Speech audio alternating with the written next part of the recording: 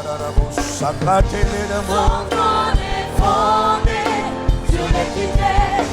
Et son sang A vaincu l'ennemi de nos âmes. il est le Puissant libérateur.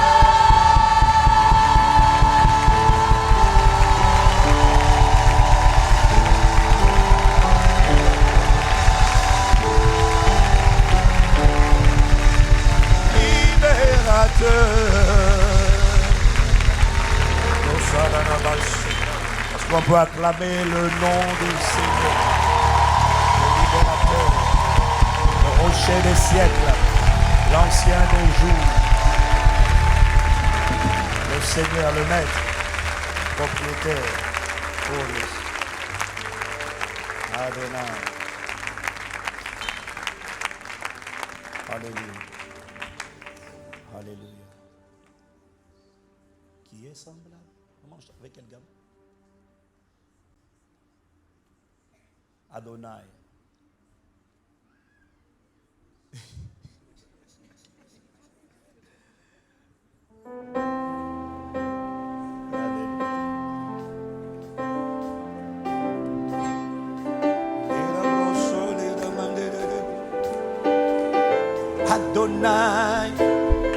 Adonai.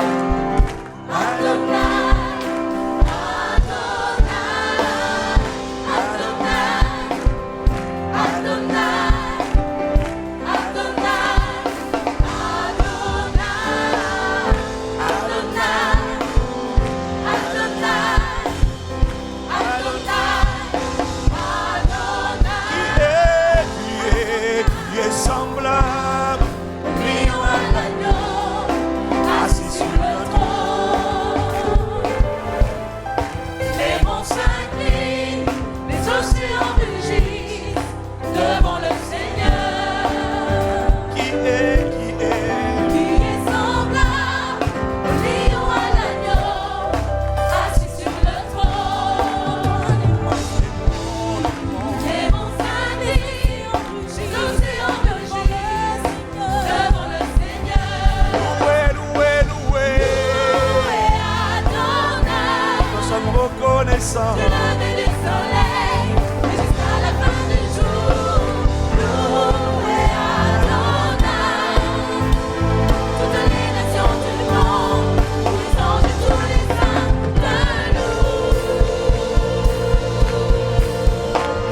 Adonai, Adonai, nous te célébrons, nous te reconnaissons. Tu es notre maître, notre rocher, notre bon berger, notre bouclier, source de notre foi et de notre joie, de notre ferveur, de notre zèle, de notre paix, source de notre vitalité, source de conseil, source de grâce, source de force, source de zèle, source de courage, source d'audace, de ténacité, source d'endurance, source de ferveur, source de passion, bouclier, bien-aimé, justice et bannière, notre rocher, bon berger, guérisseur, libérateur, fondement et fondation, notre secours, notre abri sûr, notre source, source de ferveur, source de hardiesse, source de vie, de distinction, d'immunisation divine, de vitalité divine, source de la parole, source de prophétie, source des promesses, de capacité. Adonai, tu es notre maître, notre propriété. Adonai, Adonai, tu es mon propriétaire. plénitude, à capacité et vitalité. Mon enseignant, éducateur, source de puissance, source de sagesse, source de conseil, source d'intelligence, de révélation, mon nourrisseur. Adonai, Adonai, Adonai, Adonai, Adonai, Adonai,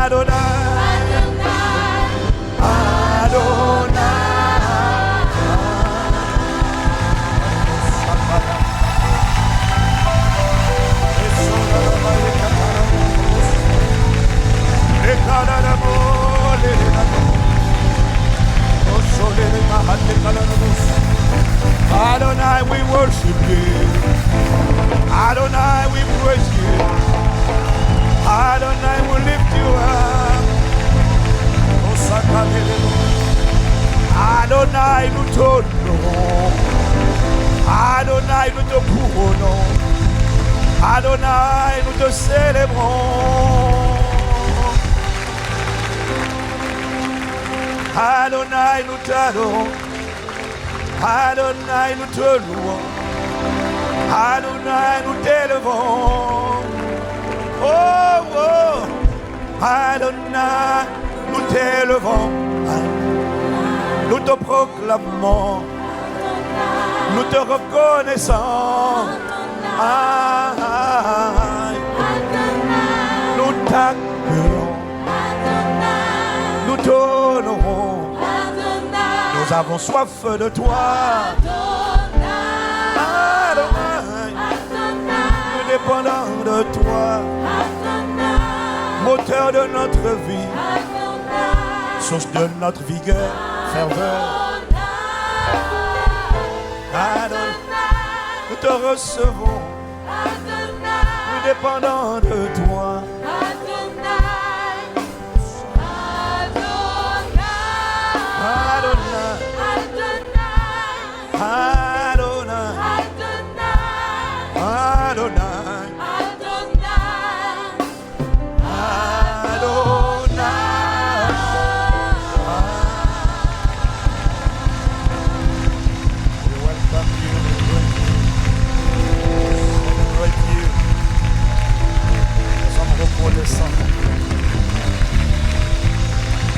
Le souffle de vie n'est pas un acquis.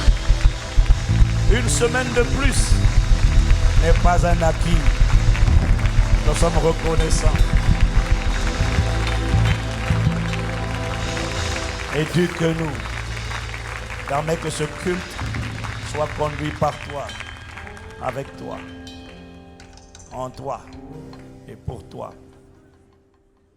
Merci Père pour le nom de Jésus. Merci pour le don de Jésus. Merci pour le sang de Jésus. Merci pour le don du Saint-Esprit. Merci pour le ministère du Saint-Esprit. Merci pour l'assistance du Saint-Esprit. Merci pour le consolateur, le Saint-Esprit en nous. Merci pour l'onction, le Saint-Esprit sur nous. L'Esprit du Seigneur. Ce matin, fais la différence. Ce matin, éduque. Ce matin, envoie ta parole comme tu veux. Alors que nous reconnaissons notre incapacité totale. Et que nous reconnaissons dépendre de toi et de toi seul. Cher Esprit de Jésus. Chère onction de Dieu. Fais la différence, nous t'implorons. Et que Jésus soit glorifié. Que tes œuvres soient palpables et manifestes. Que ton toucher soit certain. Que ta puissance soit libérée. Que ta main soit étendue. Que ta parole soit inspirée. Que ta parole soit vivante. Que l'onction brise les jougs. Que l'onction ôte les fardeaux. Que ta parole soit lancée comme un javelot. Et qu'elle déchire et qu'elle détruise les chaînes. Onction de Dieu. Fais la différence. Alors que tu es imploré, supplié, reconnu, aimé, cher Esprit de Dieu. Oh, magnifique Esprit de Jésus, chère onction de Dieu, c'est toi que nous désirons ce matin. Toi seul fais la différence. Il n'y en a pas de comme toi. Non, non, non, non. Tu es la personne la plus importante dans nos vies et sur la terre. Cher Esprit, cher Esprit, cher Esprit, cher Esprit, cher Esprit, combien magnifique, combien désiré tu es, combien imploré tu es, combien adoré tu es, combien attendu tu es, combien excellent, combien glorieux, combien merveilleux, combien magnifique, combien admirable sont toutes tes œuvres. Tu es accueilli, tu es célébré, oh, tu es acclamé, cher Esprit de Dieu, tu es acclamé, celui qui honore l'Esprit de Dieu, honore Jésus-Christ, il est l'Esprit de Jésus, nous dépendons de toi. Nous avons soif de toi. Nous te réclamons.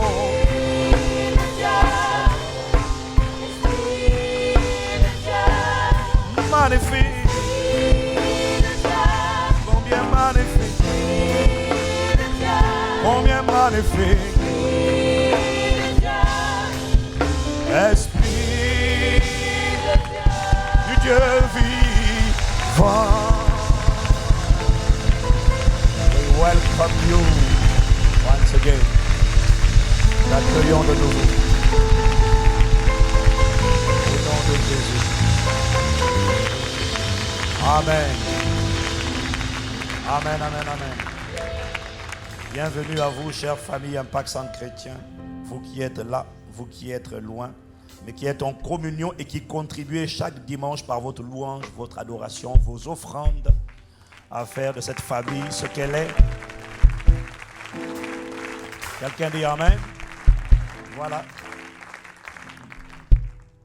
Si vous ne contribuez pas dans toutes les dimensions, l'Église a le défi de savoir s'ajuster. Et je ne crois pas à la consommation de culte par Internet, je crois à la célébration.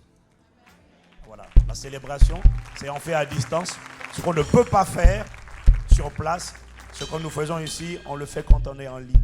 Quand on dit offrande, celui qui fait le culte en ligne, il fait une offrande. Celui qui ne fait pas l'offrande, c'est un consommateur. Mais je ne parle pas de toi, mon frère qui regarde, parce que toi, je sais que tu as cliqué. Si tu n'as pas cliqué, tu cliques tout de suite au nom de Jésus.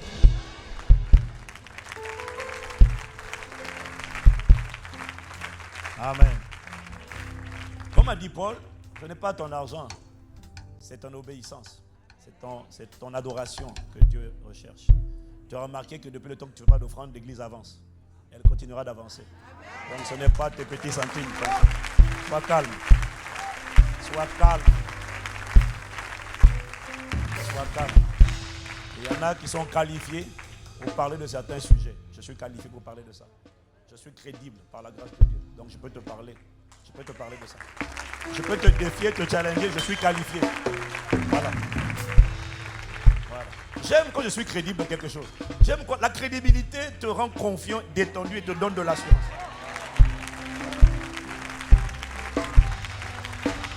Donc, quand à Impact Centre Chrétien nous parlons d'offrande, c'est parce que nous sommes les premiers à vivre ce que c'est à manifester le témoignage de ce que c'est que l'offrande.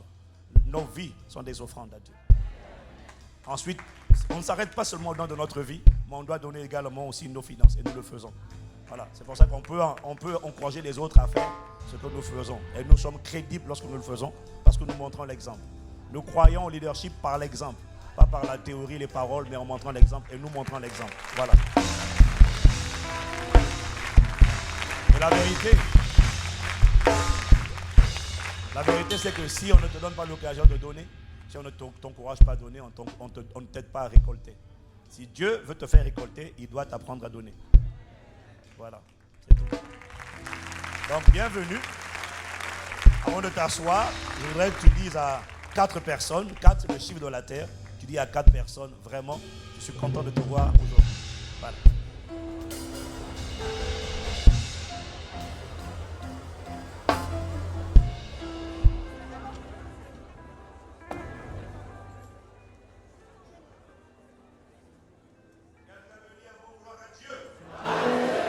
Ton gloire à Dieu est faible. Attends, je vais t'expliquer. Toi, tu n'as pas 3 cultes à faire.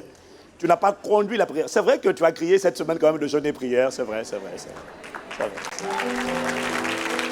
Tu as quand même donné de la voix. Mais tu n'as pas conduit. Donc, tu dois crier plus fort que moi. Quand je dis Amen, tu dois dire Alléluia. Ça, c'est du vrai, ça. Amen. Je voudrais commencer ce culte avant ma partie. D'abord en présentant nos sincères excuses à toutes les... Il y a quelques centaines de personnes qui n'ont pas pu rentrer lors de la veillée d'avant-hier. Pas la veillée, la prière, la soirée de prière. On aurait dû prévoir une tente, mais même ça n'aurait pas suffi et ça n'a pas été anticipé.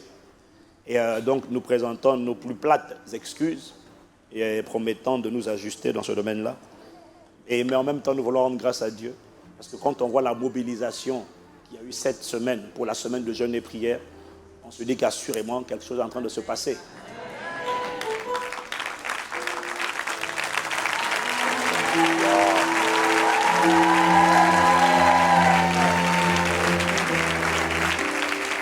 Demande à ton voisin, toi on dirait que tu as trop mangé avant de venir à l'église.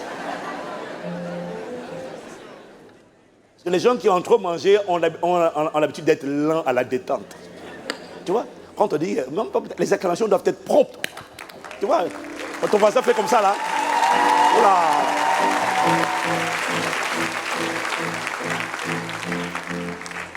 C'est impressionnant de voir comment le peuple de Dieu s'est mobilisé massivement. Comment dès lundi, toutes les salles, pas toutes les salles, là, l'auditorium et les salles, il y a Capson Alex étaient déjà remplis dès le lundi. Et lorsque il n'y a pas un séminaire spécial, avec un grand orateur, un grand homme de Dieu, il y a uniquement un grand Saint-Esprit dans la place. Et beaucoup d'entre nous avons discerné ça. C'est pour ça que nous étions là, fervents, bouillants dans la présence de Dieu. Et jour après jour, nous pouvons reconnaître, qui reconnaît que le Saint-Esprit a agi dans sa vie et que quelque chose a commencé à se passer. Des prophéties vont s'accomplir.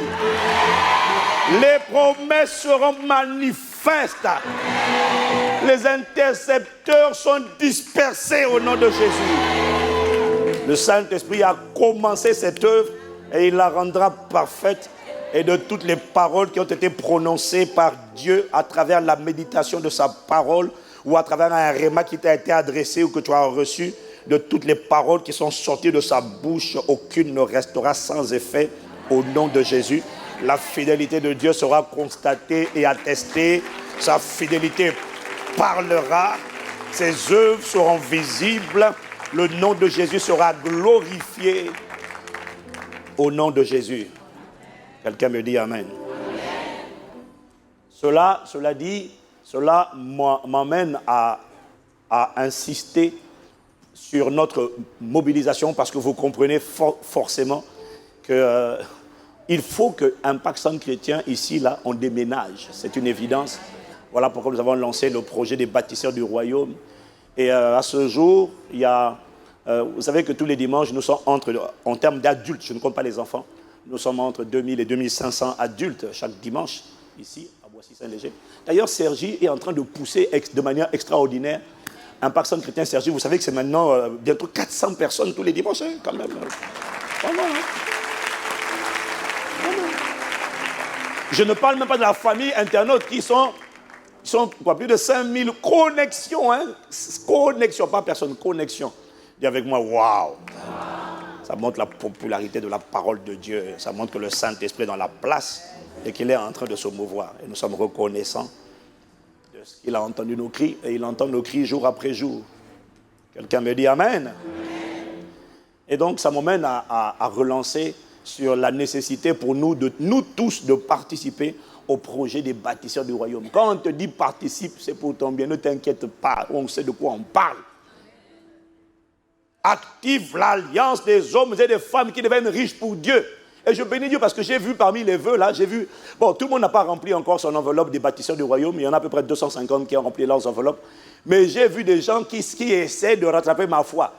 Ils essaient de rattraper mon niveau de foi. Donc, j'ai vu des gens qui ont mis 100 000. J'ai dit, hey, toi, tu mets 100 000, t'inquiète pas. J'ai décidé de doubler et de tripler et de monter. Tu ne vas pas me rattraper au nom de Jésus. Mais je suis quand même fier de voir comment certains ont défié. Dieu donne de la semence au semeur et il te donnera ta semence. À condition que tu ne sois pas paresseux. Parce que la semence vient quand tu déposes les vases. Le vase, c'est une activité. Dis Amen. Dis Amen. Le vase, c'est une activité. Ce n'est pas la paresse, c'est une activité. Mais à travers cette activité, Dieu va remplir ton vase et tu apportes ton offrande. Et là, tu as activé l'alliance avec Dieu. C'est fini. Plus jamais broke, pour, down, démantelé. Plus jamais. C'est comme ça. Je te garantis, je te promets que ça marche. Ceux qui sont dans le premier rang vont te dire que les témoignages que le pasteur vient de donner ne sont qu'une infime portion des témoignages. Parce que si tu donnes tout ici, là, tu as droit à des vidéos, à des tribunes sur Internet où on te tire dessus en direct. Donc on ne peut pas tout dire. Ah, Seigneur, aie compassion de ton peuple. Mais j'aime qu'on me tire dessus, ça fait du bien. S'ils ont traité mon maître de Belzébul, tu veux qu'ils me traitent de quoi? Hein? Pourquoi on vous tire dessus? Mais c'est normal, on a tiré dessus, on a sali, accusé Jésus. Tu veux qu'on fasse quoi sur nous? Moi, quand on me tire dessus, je suis content. Jésus a dit, réjouissez-vous et soyez dans l'allégresse. C'est la répétition. Hein? Ça veut dire, soyez fortement heureux, car votre récompense sera grande dans le ciel. Plus tu me tires dessus, plus tu augmentes ma récompense dans l'éternité. Pas sur la terre, dans l'éternité. Je préfère avoir une grande récompense dans l'éternité qu'une petite récompense sur la terre. Dans l'éternité, c'est-à-dire, je ne sais pas où est-ce qu'on va habiter là-bas. Mais je vois des récompenses massives. Si tu veux que ça vienne sur toi, accepte les persécutions. Oh. Quelqu'un me dit gloire à Dieu. À Pointe-Noire, le Seigneur m'a poussé à enseigner sur comment devenir riche pour Dieu. Il y avait une ferveur. Au début, les gens disaient non, c'est impossible. Comment, de quoi ils parlent? Mais au fur et à mesure que le Saint-Esprit a donné la parole, qui a commencé à ouvrir les yeux, illuminer les yeux des cœurs, les gens étaient fervents. Dans un pays où, à cause de la chute du pétrole, déjà même sans la chute du pétrole, déjà c'est compliqué. Mais avec la baisse du baril, c'est compliqué. Les gens perdent leur emploi. C'est quand même difficile. Mais les gens ont eu la foi, l'audace quand ils ont compris la parole sur comment devenir riche pour Dieu. Et le pasteur Jesselin m'a dit, sur les plus de 2000 personnes qui assistaient au séminaire, le premier dimanche là où j'ai annoncé ça, il y en a qui ont pris leur enveloppe, il y en a qui n'ont pas encore donné. Ils ont pris leur enveloppe. Il y en a qui ont pris leur enveloppe, ils ont rempli. Et ils ont mis des vœux de, comme dit pasteur André, de folie. Mais pas de folie, c'était des vœux de foi. Pourquoi? Dieu donne de la semence au semeur. Il le croit. Celui qui y croit, il recevra la semence. Et les 250 personnes à Pointe-Noire, on se sont engagés pour plus de 3 600 000 euros. Ça, ce n'est pas les 2000, 250. Ma prière, pour toi qui es sur Internet, ou pour toi qui es là, c'est que tu ne t'exclus pas de ça. Tu n'achètes pas les actions Apple parce que tu travailles chez Apple, ou parce que tu habites chez Apple, ou parce que tu vas chez Apple. Tu achètes les actions Apple parce que tu sais que c'est une action qui a de la crédibilité, qui va monter. Tu sèmes un Pakistan chrétien parce que tu sais, même si tu n'es pas de bonne foi, que c'est le Saint-Esprit qui est derrière cette affaire. Tu sais que c'est le Saint-Esprit. Donc, sème, là où tu vois que le Saint-Esprit est en train d'agir, sème, comme ça, quand ça monte, la même grâce vient sur toi et tu montes avec. Oh, la rebrousse. Bon, moi je t'aurais dit, hein, si après tu n'obéis pas, tu ne mets pas en pratique, ça te regarde. Mais ne viens pas dire, mais ces gens-là, pourquoi sont-ils à cette dimension? Nous, on aura marché sur la parole. Amen. Tu marcheras sur la parole au nom de Jésus et tu témoigneras. Quelqu'un me dit Amen. En Pakistan chrétien, il y a à peu près 250 à 300 personnes qui pour l'instant ont remis leur enveloppe. Mais personnellement, je n'ai pas encore remis mon enveloppe. Donc j'avoue que je comprends. Mais je te supplie de ne pas t'exclure de ça. Fais tout. Minimum 10 000. À Pointe-Noire, le minimum c'était 7 500 euros. Dans un pays où le salaire moyen, 80 000 c'est combien? 120 euros. 120 euros. C'est ça le plus petit salaire. C'est 120 euros. Les gens sont engagés pour 7 500. J'ai dit, mais comment ils vont faire? Le Saint-Esprit m'a dit, annonce ma parole. C'est moi qui vais leur donner cette capacité. Et donne des paroles prophétiques. Annonce. Dis que là où on avait fermé les contrats sont ouverts. Dès le lendemain, ça n'a pas tardé, j'ai commencé à avoir des messages de témoignage. Les gens m'ont dit, mais c'est insolent, c'est trop fort. Ce que vous avez dit, pasteur, je leur ai dit, celui qui ne veut pas te donner accès, qui ne veut pas accepter ton vase, soit il se conforme, soit il démissionne, soit on le licencie. Dès le lendemain, il y a des gens qui avaient perdu leur poste. Embrasse. Mais parce qu'ils mettaient les batteurs dans les roues, ils n'ont pas compris que les vases n'étaient plus des vases naturels, c'était des vases consacrés. Et que c'était Dieu qui combattait derrière. Alors que tu t'engages, ne t'inquiète pas. Dieu donne de la semence au chemin. Je ne sais pas entendre mon message, mais je ne sais pas pourquoi j'insiste autant. Mais Dieu donne, je n'ai pas fait ça au premier culte. Dieu donne de la semence au chemin. Il te donne la semence au nom de Jésus. Amen. Voilà, acclame, acclame, acclame, acclame. Le Saint-Esprit acclame. Quand le Saint-Esprit te délivre de la mentalité et du manque, mentalité de pauvreté et du manque, bénis Dieu ton âme. Voilà. Donc aujourd'hui, maintenant, nous commençons. Et nous continuons notre message de la semaine dernière sur comment faire pour que les prophéties, les paroles que Dieu a proclamées sur ta vie et sur ma vie, comment emmener ces paroles à devenir réalité. Dieu peut avoir dit, mais comment faire pour voir la prophétie ou la parole ou la promesse devenir réalité? C'est la question que nous posons tous les jours. Seigneur, tu as promis. Seigneur, tu as annoncé. Comment faire? Tout commence, on l'a dit la semaine dernière, par la prière. Lorsque nous adressons à Dieu toutes sortes de prières et de supplications, des prières de décret, des prières d'intercession, des prières de requête. On plaide devant Dieu pour que Dieu entende, pour que Dieu réponde, pour que Dieu exauce. Et tout ce qu'il faut, c'est que Dieu exauce et qu'il réponde. Et quand Dieu répond, il envoie toujours une... Oh là là, je répète, il envoie toujours une... Ah, c'est mieux. Ton voisin là, je ne sais pas. Voisin, nous nous interrogeons sérieusement à ton sujet. Dieu envoie une... Voilà. Dieu envoie toujours une parole. Et quand Dieu envoie une parole, ce sont des ordres. Quand le chef de l'État donne un ordre, ce sont les hommes qui se mettent en mouvement pour exécuter les ordres. Quand Dieu donne une parole, ce sont les messagers de Dieu, c'est-à-dire les anges qui exécutent les paroles que Dieu a données. Quelqu'un me dit Amen. Quelqu'un me dit Amen.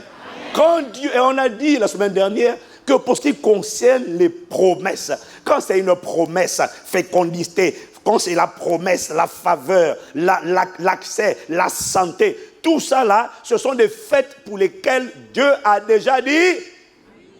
Dieu a déjà dit oui. Ah, c'est comme ça qu'on attrape les gens. Dieu a déjà dit oui. Dieu n'a pas dit Amen, c'est toi qui as dit yes et... Je répète, tu as dit yes et amen. Ça c'est toi qui as dit. Voilà, c'est ça. Quelqu'un me dit encore amen? Amen. Quelqu'un me dit amen? Amen. Donc Dieu a déjà dit oui et toi tu as dit oui et amen. Parce que si tu ne dis pas oui et amen, ça veut dire que tu n'as pas cru à ce qui a été annoncé. Mais quand tu dis oui et amen, ça veut dire que je le prends, je l'attrape, je le saisis, je le prends tout ça là. J'attache ça autour de moi, je marche avec ça. Avec quoi? Avec la parole. Ça veut dire que je suis enceinte de la parole.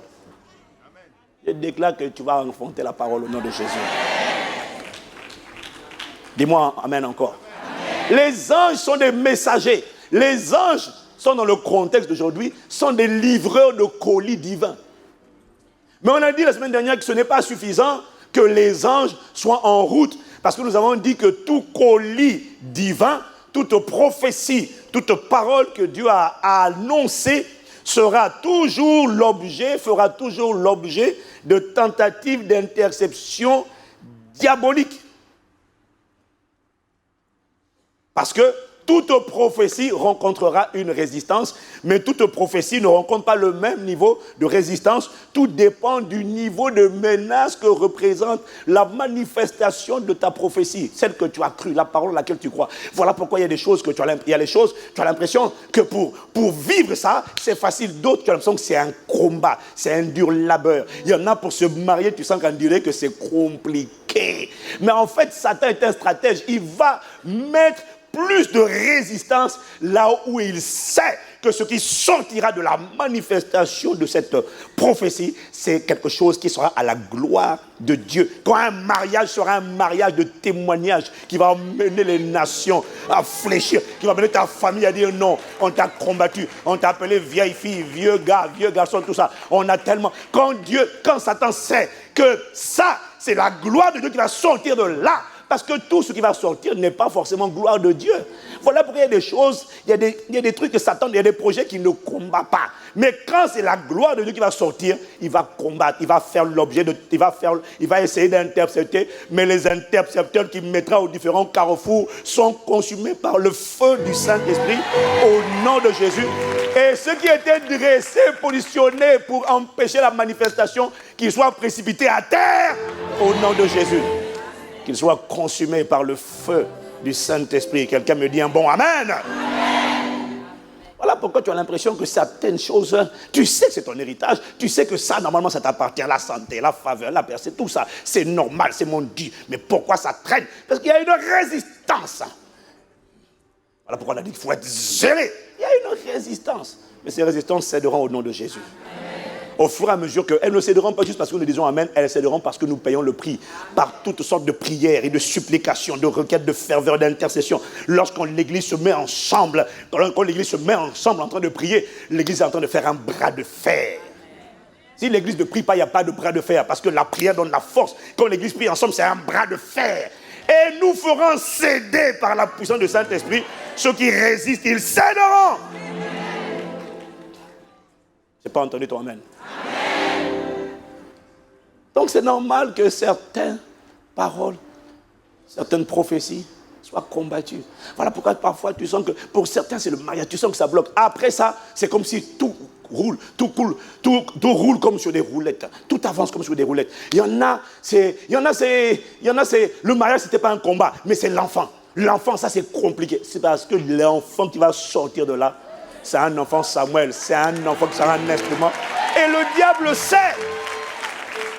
Il le sait.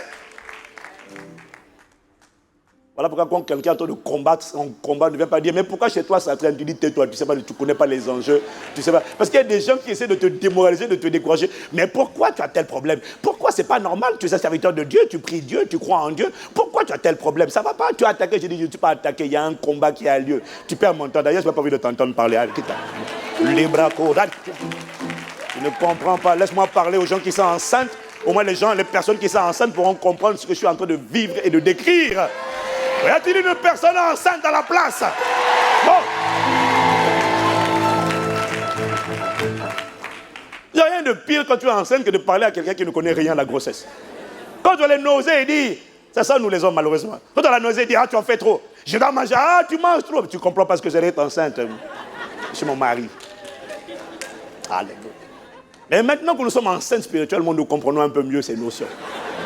C'est pour ça que nous devenons plus indulgents et miséricordieux lorsque nous voyons des grossesses physiques. Alléluia. Mais nous ne comprenons quand même pas toujours pourquoi il y a des kilos, jusqu'à 25, 30, 40 kilos. Sans effet, là c'est trop.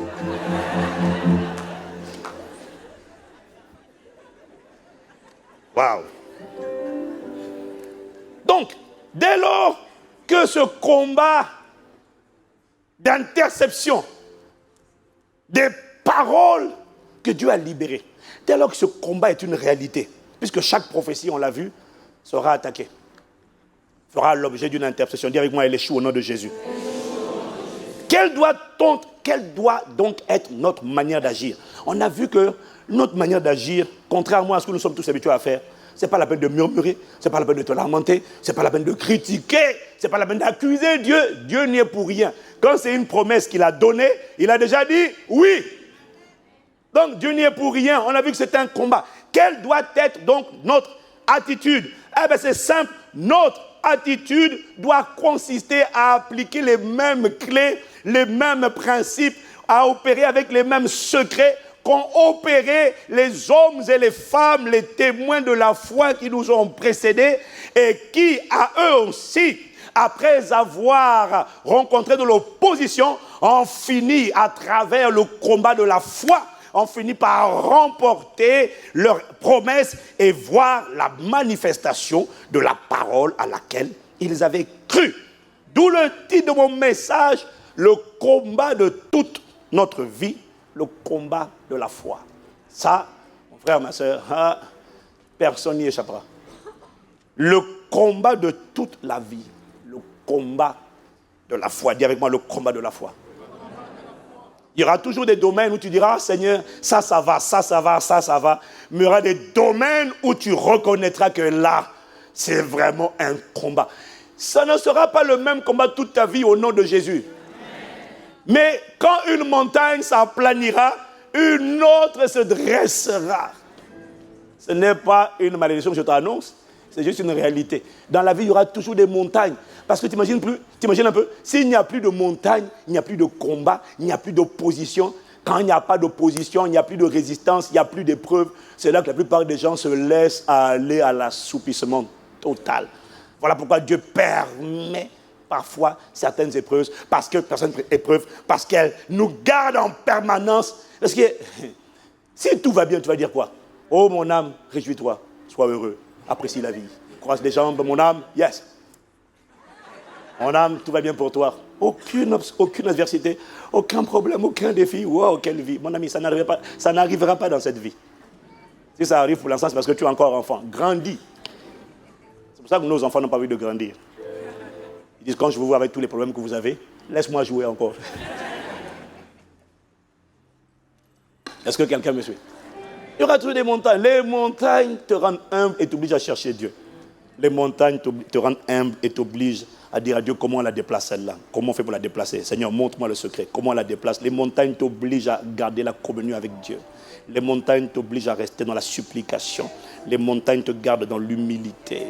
Les montagnes, même si tu ne les aimes pas, sont une bénédiction. Parce qu'elles te rendent extrêmement prudent.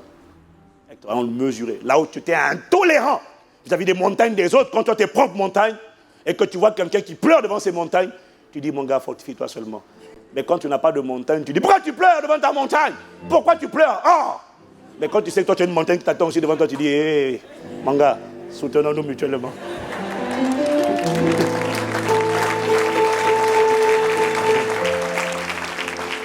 Dis à ton voisin, je te soutiens, je te soutiens, je te soutiens.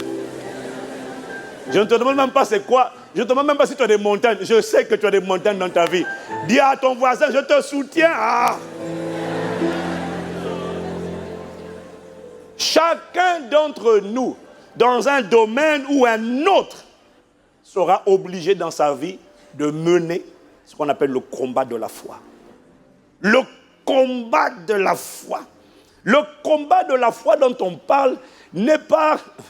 En vérité, ce n'est pas le combat contre le diable. Et ce combat ne nécessite pas de connaître les noms de tous les démons et les hommes qui s'opposent à toi et qui te font barrage. Non, le combat de la foi, c'est un combat qui consiste à tenir ferme dans la profession de ton espérance, dans la déclaration que tu as, dans la foi. La parole que tu as entendue, tu tiens ferme, tu restes sur cette parole, tu ne descends pas, non, tu restes ferme, tu ne chancelles pas, tu endures dans la foi. Ce combat de la foi, c'est un combat qui consiste à garder la parole, à garder la prophétie, à la saisir avec le bras de ton homme intérieur et à ne pas lâcher le colis divin que tu transportes. Tu attrapes la parole et tu la gardes. Et quand on te cogne, quand la vie te donne des coups, la main doit continuer. Même quand tu prends un coup, le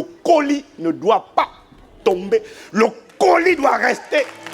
dans la main. Ça, c'est le combat de la foi. Parce que les coups de la vie viennent pour que ce que tu tiens tombe. Ça ne tombera pas au nom de Jésus.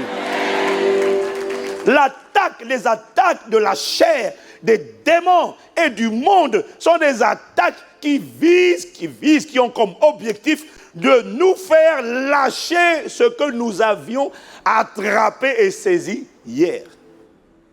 C'est ça le combat de la foi. C'est un combat. Tu n'as pas besoin de connaître tous les noms des démons auxquels tu es confronté. C'est un combat qui consiste à ne pas lâcher. Quand tu dis fécondité, c'est fécondité. La voix de l'esprit de stérilité dit, la voix de l'esprit de stérilité te dit, tu n'enfanteras pas. Toute ta famille là, les gens sont stériles. Toi, tu gardes la parole. Tu dis quoi? Tu vois? Tu n'as pas de parole. Tu dis quoi? Tu dis quoi? Tu ne médites pas la parole. Hein? Tu dis, la Vierge enfantera 7 fois. J'enfanterai au nom de Jésus. Quelqu'un me dit Amen. C'est ça le combat de la foi. C'est un combat qui ne consiste pas à connaître tous les noms. Tu ne connaîtras pas tous les noms de tous les démons. Dieu ne te les montrera pas. Ce n'est pas la peine de dire, dans le livre de Daniel, il est écrit que le chef du royaume de Perse a combattu ma résistance pendant 21 jours. Donc, par conséquent, prince du royaume de Perse, il n'est pas là. Tu peux pas répéter. Ce n'est pas lui. Tu ne sais même pas quel est son nom. Mais tu n'as pas besoin de connaître son nom. Le combat de la foi ne consiste pas à connaître son nom. Le combat de la foi consiste à plaider devant Dieu. D'abord, tu tiens ferme le colis. 2, tu plaides devant Dieu. Tu dis au Seigneur, tu as dit dans ta parole. Tu as dit dans ta parole. Tu as dit dans ta parole. L'église plaide ensemble. Et tu as dit dans ta parole. Tu as dit dans ta parole. Seigneur, étends ta main. Seigneur, à ton nom, donne gloire. Quand tu es en train de plaider, tu es en train de plaider pour que Dieu exauce. Et quand il a déjà exaucé et que tu continues de plaider, tu ne plaides pas pour qu'il exauce, tu plaides. Et à force de plaider, à force que l'Église plaide, ce qui se produit, c'est que Dieu détache des renforts angéliques qui vont aider les livreurs qui sont ralentis dans leur processus, parce que la réponse de Dieu, pour que la manifestation ait lieu, il faut que des renforts viennent depuis le ciel pour aider les porteurs de colis qui viennent à ta vie. Il y a besoin de renforts. Les renforts sont déclenchés par Dieu lorsque nous plaidons en tant que corps spirituel, en train de dire, Seigneur, tu as dit dans ta parole. C'est ce qui s'est passé lorsque Pierre a été emprisonné et que l'Église a prié toute la nuit, pendant plusieurs jours. L'Église a prié pendant 8 jours, 9 jours, pendant 9 jours exactement. C'était le temps que durait la préparation de la Pâque. Et la Bible dit qu'un ange est allé dans la prison visiter Pierre en personne. C'est ce que font les renforts.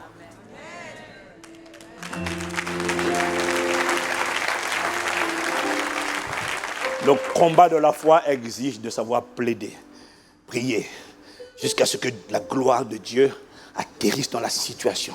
Le Saint-Esprit m'a dit, tu n'as pas besoin de connaître les noms de toutes les entités, tu ne les vois même pas. Tu ne sais pas quelle domination, quelle principauté.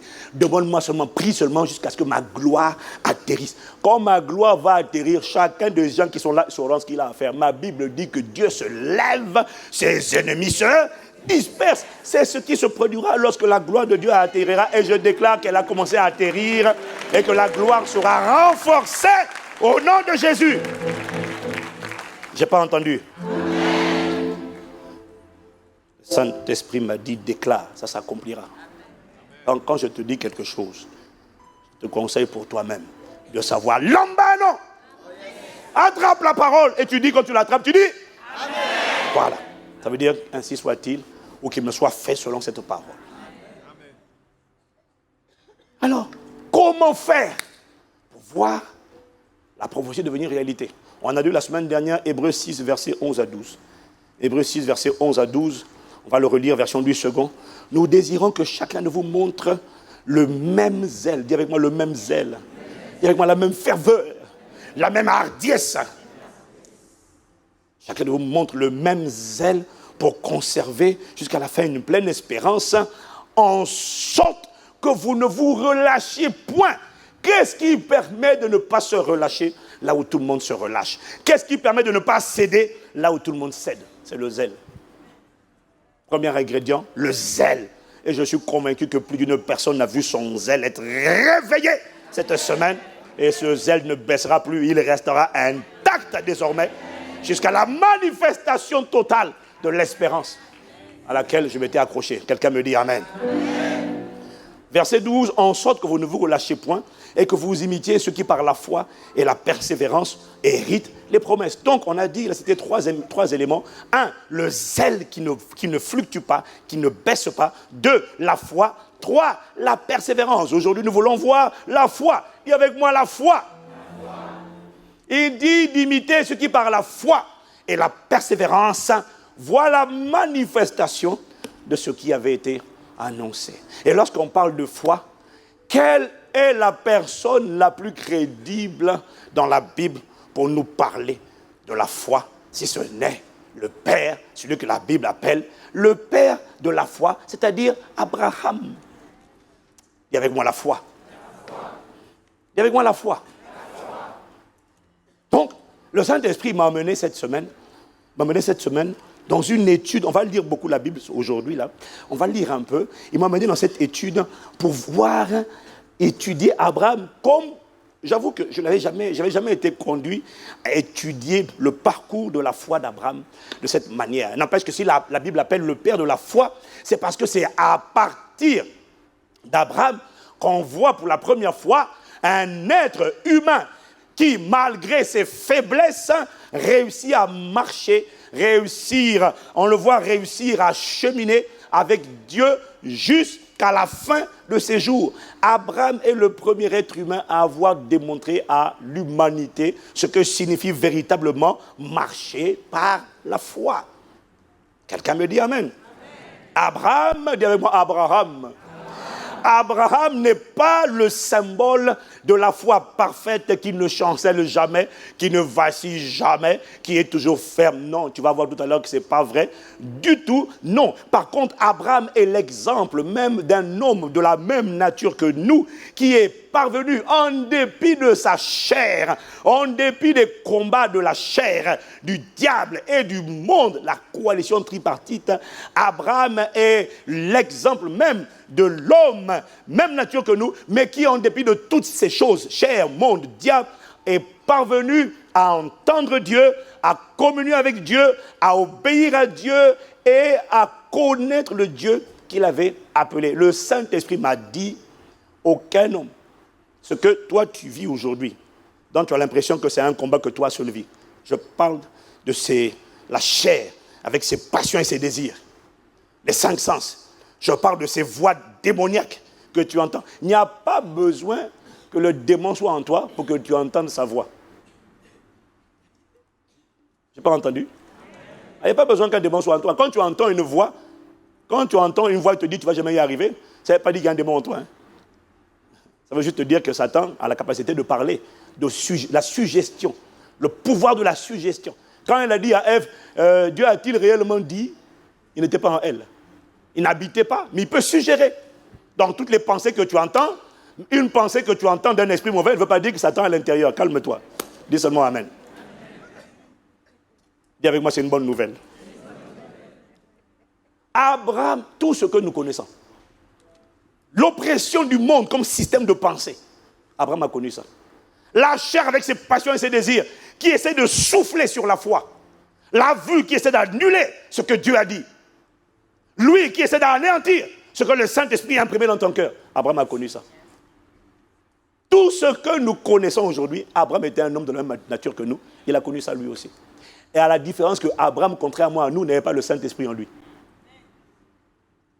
Quelqu'un dit Amen. Abraham, malgré sa faiblesse, est parvenu à entendre Dieu, donc tu peux entendre Dieu. À communier avec Dieu, donc toi aussi tu peux communier avec Dieu. À obéir à Dieu, donc toi aussi tu peux obéir à Dieu. À connaître le Dieu progressivement. Au début, il ne le connaissait pas. Il a obéi sans le connaître. Il a appris à le connaître au fil des années. Toi aussi, tu apprends à le connaître au fil des années. Quelqu'un dit Amen. Abraham est l'exemple de l'homme qui a appris à rester fidèle et loyal à Dieu, même lorsque Dieu semblait tarder à manifester la parole qu'il avait annoncée. Jamais Abraham a appris à rester loyal et fidèle à Dieu. Jamais tu ne lis que Abraham est reparti en Chaldée, à Charan. Abraham n'est jamais reparti là où Dieu l'avait appelé. Abraham n'a jamais connu la rétrograde, malgré le fait que Dieu tarde dans la manifestation de la prophétie. Abraham avait compris que lorsqu'on scelle une alliance, c'est pour le meilleur et pour le pire. Que Dieu n'agisse pas comme il voudrait qu'il agisse. Abraham restait là, ferme, et il continuait de marcher avec Dieu, même quand son âme était frustrée. Donc tu n'as pas le droit de rétrograder au nom de Jésus. Abraham est le premier exemple d'un homme qui sur la terre, malgré les déceptions que son âme ressentait vis-à-vis de Dieu, à cause des promesses qui n'étaient pas encore manifestées. Tu peux être sûr que son âme, comme l'âme de tout le monde, quand les promesses tardent, l'âme de tout le monde a tendance à se sentir frustrée. Malgré les frustrations de son âme, Abraham est l'exemple du premier homme qui n'a jamais laissé les circonstances de la vie l'empêcher d'aimer Dieu. Au point que Abraham a été qualifié dans Jacques 2, verset 23, d'ami de Dieu. La Bible dit au verset 23 de Jacques chapitre 2, Abraham crut à Dieu et cela lui fut imputé à justice et il fut appelé ami de Dieu. Confident, intime, malgré le fait qu'il ne comprenait pas pourquoi les choses se passaient comme elles se passaient dans certains domaines de sa vie. Il n'a jamais laissé quoi que ce soit l'empêcher d'aimer Dieu. Et il a démontré à tellement de reprises, quand Dieu lui demande de laisser partir Ismaël, ça l'a blessé, il a laissé partir. Quand Dieu lui demande d'offrir Isaac, ça faisait mal, mais il a offert Isaac. Abraham a été l'exemple d'un homme, pour la première fois, qui aimait véritablement Dieu. Voilà pourquoi il est le père de la foi. Il est le premier à avoir montré qu'on peut bien commencer avec Dieu et bien finir avec Dieu. Ça sera notre partage au nom de Jésus. Alors en réalité, quand les gens comme Paul disent qu'il me séparera de l'amour de Dieu, en fait, Paul, était en train de marcher sur les traces de la foi du Père, Abraham, qui savait ce que c'était que de ne rien laisser, de séparer de Dieu, t'empêcher d'aimer Dieu et d'obéir à sa parole. Ce reste la tribulation, le péril, l'épée, la famine, l'angoisse, la nudité, la faim. Rien. J'ai prêté allégeance à l'agneau de Dieu. Quelqu'un me dit Amen. Amen. Alors dès lors la question est, quelles sont les caractéristiques de cette foi qui, malgré les oppositions, a permis à Abraham et à tous les témoins, les héros de la foi, quelles sont les particularités, que contient cette foi qui, malgré les tentatives d'interception, a permis aux patriarches comme Abraham de voir néanmoins les paroles qui avaient été proclamées sur lui devenir réalité. Qu'est-ce qui a permis cela? Qu'est-ce que Abraham a compris? Alors, on va lire Romains chapitre 4. Tu me diras, tu as déjà entendu ça? Mais attends d'abord, attends qu'on avance. Romains 4, versets 17 à 21. Quelles sont les particularités de la foi d'Abraham? Quelle est cette foi qu'il a manifestée? Quelqu'un me dit Amen. Je n'ai pas entendu. Amen. Romains 4, verset 17 à 21. Il dit, il est notre Père devant celui auquel il a cru. Dieu qui donne la vie aux morts et qui appelle les choses qui ne sont point comme si elles étaient. Verset 18. Espérant contre toute espérance, il crut en sorte qu'il devint père d'un grand nombre de nations, selon ce qui lui avait été dit, telle sera ta postérité. Et sans faiblir dans la foi, il ne considéra point que son corps était déjà usé, puisqu'il avait près de 100 ans et que Sarah n'était plus en état d'avoir des enfants. Il ne douta point par incrédulité au sujet de la promesse de Dieu, mais il fut fortifié par la foi, donnant gloire à Dieu et ayant la pleine conviction que ce que Dieu promet, Dieu annonce, Dieu a la capacité aussi de l'accomplir. Quelqu'un me dit Amen. Qu'est-ce qui caractérise cette foi de Abraham, qui lui a permis de voir la manifestation de ce qui avait été annoncé? La Bible nous dit, En quelques points, le premier point, Abraham croyait en deux vérités qui étaient marquées comme au fer rouge sur les tables de son cœur. Abraham ne démordait pas de cette certitude qui était imprimée à l'intérieur de lui. Abraham croyait que, Dieu donne la vie à quelque chose qui a été déclaré mort, quel que soit son nom. Abraham croyait que ce qui a été déclaré mort peut revivre, si Dieu met sa main dessus. Abraham, deuxièmement, croyait que Dieu est celui qui appelle à l'existence les choses qui ne sont pas comme si elles étaient.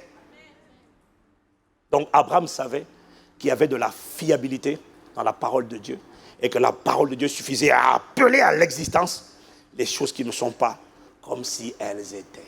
Ça veut dire que là où on t'a dit que tu as une malédiction qui te poursuit, une malédiction générationnelle qui traverse la lignée sanguine et qui te poursuit, Abraham croyait que si un homme de Dieu dit « J'appelle sur toi et je proclame la bénédiction du Seigneur qui enrichit et qui ne s'accompagne d'aucun chagrin », Abraham savait que si une parole comme ça sort, ça veut dire que par cette parole, Dieu va appeler à l'existence les choses qui ne sont pas comme si elles étaient. Abraham valorisait la parole prophétique.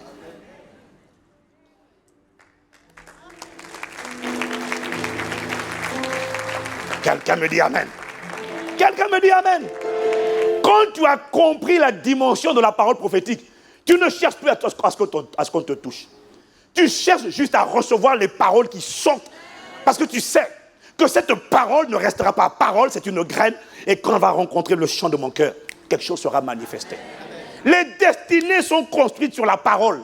Parce que par la parole, on peut détruire ou construire, bénir ou maudire. C'est la parole. Abraham savait. Cette parole vient de Dieu. C'est suffisant. Elle va appeler à l'existence les choses qui ne sont pas comme si elles étaient. Ça, Abraham était sûr de ça. La deuxième chose qu'il dit, ça c'est le premier point qu'Abraham a compris. La deuxième chose qu'il écrit sur Abraham, c'est qu'Abraham a atteint la dimension où il espérait contre toute espérance. Ça veut dire que normalement, tous les signes, les symptômes, les facteurs humains disent que ce n'est pas la peine, c'est humainement impossible, il faut jeter l'éponge, jamais personne dans ta famille n'a fait ce que tu veux faire, jamais personne dans ton pays, jamais personne sur la terre, je serai le premier au nom de Jésus.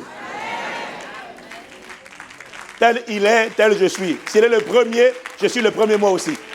Oh, mais quelqu'un me dit Amen. Je crois que je suis qualifié pour dire ça parce qu'il y a beaucoup de domaines où j'ai fait des choses, on m'a dit, personne n'avait jamais fait ça. Il dit, je suis le premier. Christ en moi est le premier, donc je suis le premier. Ce n'est pas lui qu'on voit, c'est mon corps. Mais en fait, je sais que le secret, c'est lui, mais je suis le premier. Premier à avoir fait le CD priant ensemble, un CD qui inspire. Même les musulmans, jusqu'à aujourd'hui, ils envoient mes messages. Castanou, je t'aime toi. Il y en a qui disent, mon Dieu, il faut que ça change. C'est incroyable. Vraiment. Oh, si seulement vous aviez été musulman. Waouh. Dis avec moi, je suis le premier ou la première. La Bible dit qu'il espérait contre toute espérance. Comment tu fais pour espérer alors que tout le monde a jeté l'éponge? Ça veut dire qu'Abraham était zélé. C'est le zèle, la ferveur qui permet d'être bouillant. Les gens disent, fais comme moi, capitule, dépose les âmes devant Satan, dis à Satan, tu as gagné. Abraham dit, jamais. Il n'a pas gagné, la parole gagnera dans ma vie.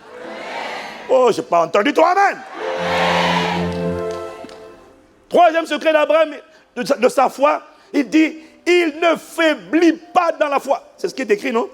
Sans faiblir dans la foi, il ne considéra point que son corps était déjà usé, sans faiblir. Ça veut dire qu'il n'a pas faibli. Comment a-t-il fait pour ne pas faiblir? C'est simple, il donne la réponse. Il ne considéra point.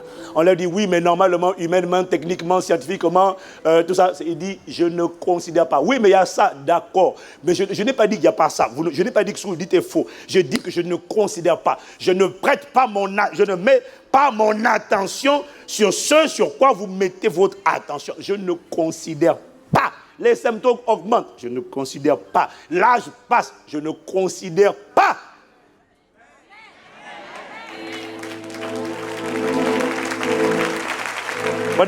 Au numéro 4, il dit, il ne douta point au sujet de la promesse. Il ne douta point par incrédulité au sujet de la promesse. Au contraire, il fut fortifié dans la foi. Il fut fortifié fortifié, c'est écrit quoi?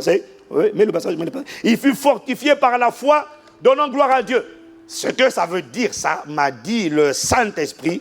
Écoute-moi, il n'y a aucun moyen, quand tu ne vois pas une promesse se manifester, il n'y a aucun moyen de louer Dieu, de célébrer Dieu. Abraham a dansé. Vous donnez gloire à Dieu, ça veut dire qu'Abraham a célébré. Dès que Dieu s'est révélé à lui, Dieu lui a dit, ta femme sera enceinte. Abraham s'est dit, yes. Vous savez quoi, je m'appelle Abraham, yes. Et puis il a commencé à chanter, à danser, donner gloire à Dieu. Il n'y a aucun moyen de donner gloire à Dieu quand tu ne vois pas la manifestation d'une promesse, si tu ne disciplines pas ton âme. Parce que quand tu ne vois pas la manifestation, ton âme... Rends-moi gloire. Attends d'abord. Manifeste la prophétie, je vais chanter. Abraham a chanté avant l'accomplissement de la prophétie. Tu sais comment on fait ça? On fait comme David. Mais en fait, David marchait sur les traces de la foi de Abraham, le père de la foi. Quand David dit, hey, mon âme, qui t'a dit de t'abattre? Bénis Dieu, chante. Allez, chante. Chante, hein? Hey, mon âme dit, ah, j'ai pas envie. Hey, viens ici, les mains là.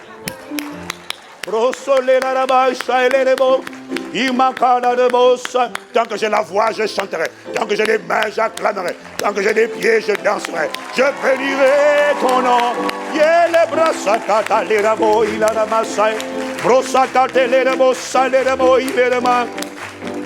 Le fait de créer cette atmosphère autour de lui a chassé la voix du doute et a fortifié sa foi. C'est comme ça qu'on éteint la voix du doute parce que Satan ne supporte pas la louange. Quand tu commences à célébrer, à louer, la voix du doute dit je m'en vais. Que Dieu réveille l'onction de la louange et de l'adoration au nom de Jésus. Dis-moi amen.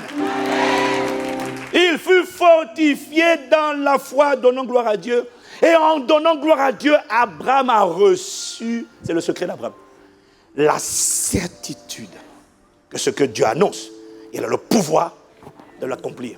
Il a en lui la capacité d'emmener ce qu'il a annoncé à manifestation. Quelqu'un me dit amen. Quand tu lis ce texte, ce beau texte, il nous fait dire à tous, waouh, quelle foi. Le gars, sans avoir la Bible à son époque, sans avoir le Saint-Esprit en lui, tu dis, waouh, il a eu tout ça.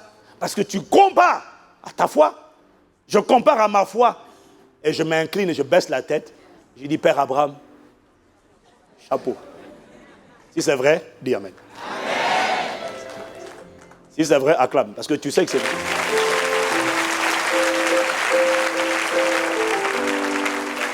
Mais la question, c'est à quel moment de sa vie Abraham a eu cette dimension de foi de Romains 4, 17 à 21. À quel moment Abraham a atteint cette conviction? Parce que là, la foi de Abraham qu'il décrit là, c'est une foi inébranlable. C'est une foi ferme. C'est une foi qui, quelles que soient les circonstances, il a cru. Il sait que Dieu donne la vie à ce qui est mort. Il sait que Dieu appelle les choses qui ne sont pas comme si elles étaient. Elle espère contre toute espérance. Il ne faiblit pas dans la foi. Il ne doute pas. Il rend gloire à Dieu. Et il reçoit une conviction que ce que Dieu a accompli, il peut l'accomplir. La question, c'est à quel moment Abraham a eu cette foi ferme, inébranlable. Est-ce que c'est quand il a commencé à marcher avec Dieu, quand il a quitté Charan? Est-ce que c'est quand Dieu l'a appelé qu'il a commencé à avoir cette foi? Non! Le Saint-Esprit m'a dit, Abraham était un homme de la même nature que toi et moi, avec les mêmes défis que toi et moi, avec la lutte contre la chair, contre les démons, contre le monde. Donc, forcément, Abraham aussi, de la même manière que toi et moi, notre foi, on peut avoir la foi. Aujourd'hui, dis Amen. Dis Amen. Amen. Mais la vérité, tu la connais, c'est que quand tu sors de l'église, à l'église, tu sors de là, tu es galvanisé. Chakabo, ha! Une semaine, 2 semaines. Entre-temps, la chair, par les 5 sens, fait entendre sa voix. Le monde, par les fréquentations, te dit alors, ça a changé. Et puis la voix des démons qui t'attaquent et qui veulent empêcher ta guérison, te disent ton pied, mon pied, je serai toujours là avec toi éternellement. La réalité, c'est qu'une foi ferme et inébranlable ne se construit pas en une journée. Elle ne se construit même pas en un an. Ça prend tout un cheminement au cours duquel ta foi va être ferme. À un moment donné, elle faiblit un peu. Et puis elle redevient ferme si on te reprend sur le même message, à condition qu'on te reprend sur le même message, parce que la parole contient la vie, les vitamines, les nutriments qui ressuscitent la foi. Et puis après, même quand ta foi est ressuscitée, boum, elle prend encore un coup. Et tu as encore besoin d'être rechargé. Et puis après, elle prend encore un coup. Mais il arrive un temps, et ce temps est venu, où cette foi devient ferme et inébranlable.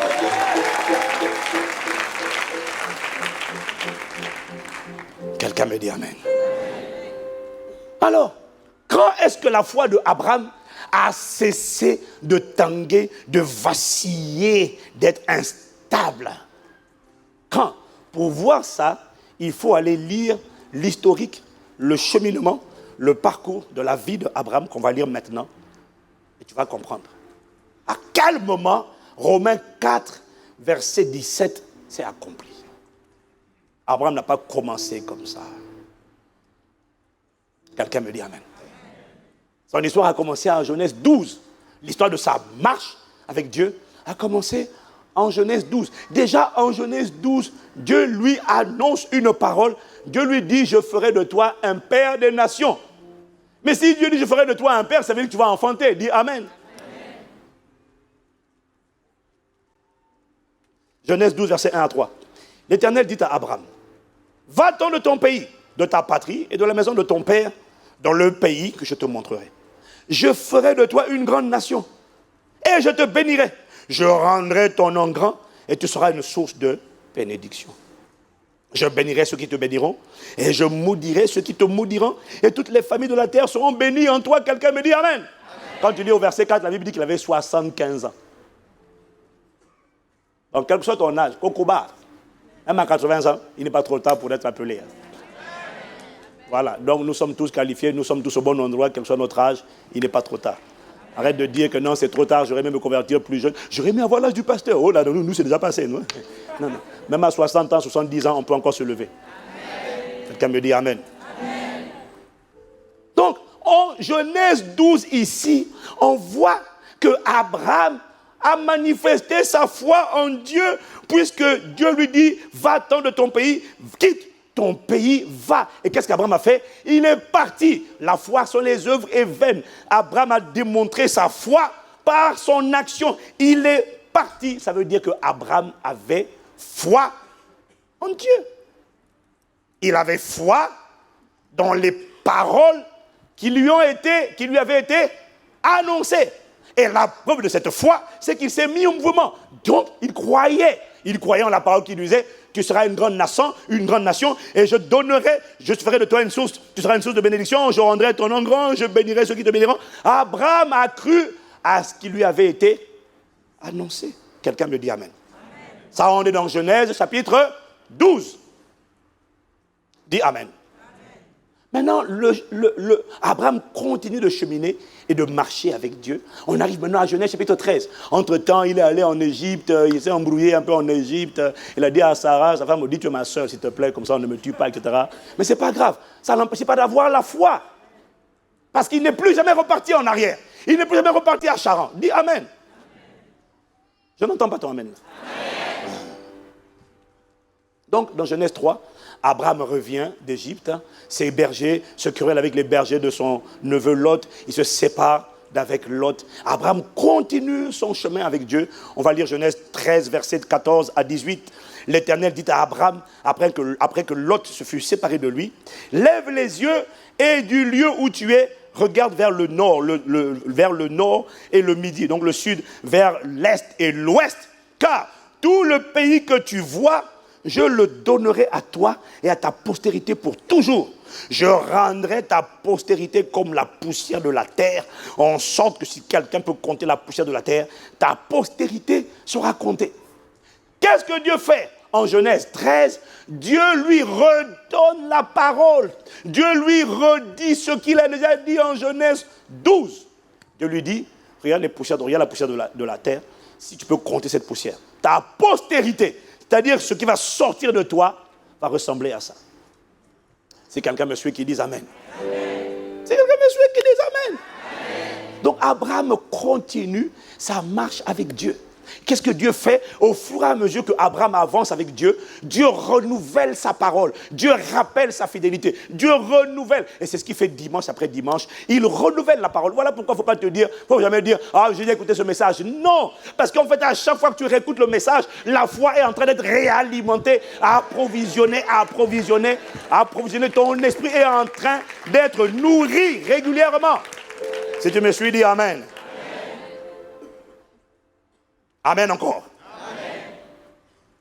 Donc, Dieu lui donne la promesse en Genèse 12. En Genèse 13, Dieu donne une nouvelle piqûre, une nouvelle injection de foi.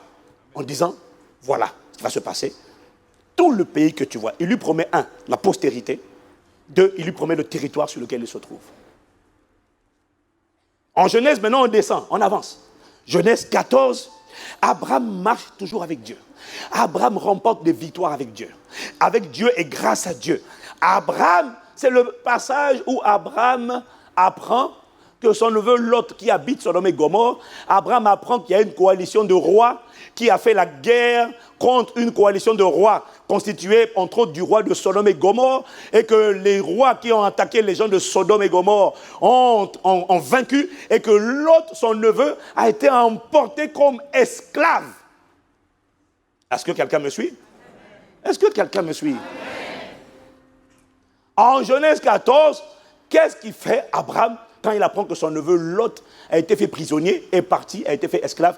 Il prend 318 de ses plus vaillants serviteurs qui étaient dans sa maison et il va faire la guerre et il poursuit une coalition de rois qui probablement étaient des milliers d'individus et de soldats, et il prend 318 personnes de sa maison qui étaient des vaillants soldats et il va faire la guerre à des milliers de gens. Ça veut dire qu'Abraham était un homme qui ne doutait même pas, parce que tu ne montes pas avec 318 personnes attaquer des milliers de gens si tu n'es pas convaincu que le Dieu de victoire te donnera la victoire sur tes ennemis. Tu ne fais pas ça. Ce texte nous prouve que Abraham était sûr, il était certain, imprimé sur les tables de son esprit, que Dieu lui donnerait la victoire quand il allait aller récupérer son neveu Lot. Quelqu'un me suit, il dit Amen. Donc, ça veut dire qu'Abraham avait la foi dans la victoire sur tous ses ennemis. Dis Amen. Genèse chapitre 14, verset 17 à 20. Après qu'Abraham fut revenu vainqueur de Kéder, Laomer et des rois, vraiment. Et des noms vraiment, mais pourquoi on a donné à quelqu'un un nom comme ça? Bon, bref. Après qu'Abraham fut revenu vainqueur de Kédor, et des rois qui étaient avec lui, le roi de Sodome sortit à sa rencontre dans la vallée de Chavé, qui est la vallée du roi. Melchisédek, roi de Salem, fit apporter du pain et du vin. Il était sacrificateur du Dieu très haut. Il bénit Abraham et dit, béni soit Abraham par le Dieu très haut, maître du ciel et de la terre. Béni, écoute ce qu'il dit au verset 20. Béni soit le Dieu très haut qui a livré tes ennemis entre tes mains. Dieu a livré tes ennemis entre tes mains. Et Abraham lui donna la dîme de tout. Qu'est-ce que je veux montrer ici? Ce que je veux montrer, c'est qu'à ce stade-là, dans Genèse 14, Abraham était riche avec Dieu. Riche pour Dieu. Donc, Abraham avait forcément... Tu n'opères pas une dimension où tu ne crois pas. Abraham était à l'aise avec la création de richesses. Abraham opérait dans cette dimension et donc il avait la foi pour ça. Également, Abraham expérimentait la victoire sur ses ennemis. Donc, ça veut dire que Abraham croyait dans le Dieu de victoire. Dans ce domaine-là, Abraham n'avait aucun problème de foi. Si tu me suis dit Amen. Mais, jusque dans Genèse 14, là, le seul problème d'Abraham, ce n'est pas la foi dans Dieu va te donner la victoire sur tes ennemis. Ce n'est pas ça. Mais, ce qui concerne la fécondité, là, Abraham n'était pas toujours rassuré. Tu vois ça où? Juste la suite. Tu vois, il y a des domaines où tu as la foi, tu remportes des victoires. Mais il y a un domaine là où, vraiment, tu mets les mains derrière le dos, tu dis, ah, pourtant je sais que c'est Dieu. Tu m'as donné la victoire. Dieu m'a prouvé. Mais Abraham était un précurseur de Gédéon. Gédéon a vaincu une armée avec 300 personnes, Abraham a vaincu avec 318. Gédéon a suivi les traces de Abraham. Dis-moi Amen. Bon, tu t'appelles Abraham, tu es là, tu sais, tu ne doutes pas. Parce que tu sais que tu ne remportes pas une victoire comme ça si Dieu n'est pas avec toi. Donc tu crois en Dieu. Ta foi en Dieu est ferme. Alors le domaine de la victoire contre les ennemis. Mais pour ce qui est de la fécondité là, de Sarah, ta femme là, Sarai, c'est compliqué. Et Genèse 15 va nous révéler qu'en réalité, même malgré le fait que Dieu ait parlé une fois, il a cru. Mais entre-temps, la chair, le monde, le diable sont passés par là. Genèse 13, Dieu a parlé encore, il a cru. Mais la chair, le diable et le monde sont encore passés par là. Genèse 15, tu vois le même Abraham. Maintenant, on va lire. Genèse 15, versets 1 à 6. Après ces événements, la parole de l'Éternel fut adressée à Abraham dans une vision. Et il dit, Abraham, ne crains point. Hey, on pourrait s'arrêter là déjà. On ne va pas s'arrêter là. Abraham, ne crains pas, je suis ton bouclier et ta récompense sera grande. Dis à quelqu'un, ne crains point. Si Dieu dit à Abraham, ne crains point, ça veut dire qu'Abraham était en train de gémir et de soupirer. Seigneur, je vois la victoire sur mes ennemis. Seigneur, je vois la création de richesses. Mais Seigneur, qu'en est-il là? Comment? Le dossier, c'est comment? Seigneur, mon gars, Seigneur, vraiment, comment on fait? Seigneur, fonctionne. Je sais que, tu vois, je ne suis même plus au stade où je doute de toi. Est-ce que quelqu'un comprend de quoi je parle? Je ne suis plus au stade où je doute de Dieu. Je sais que tu existes. Je sais.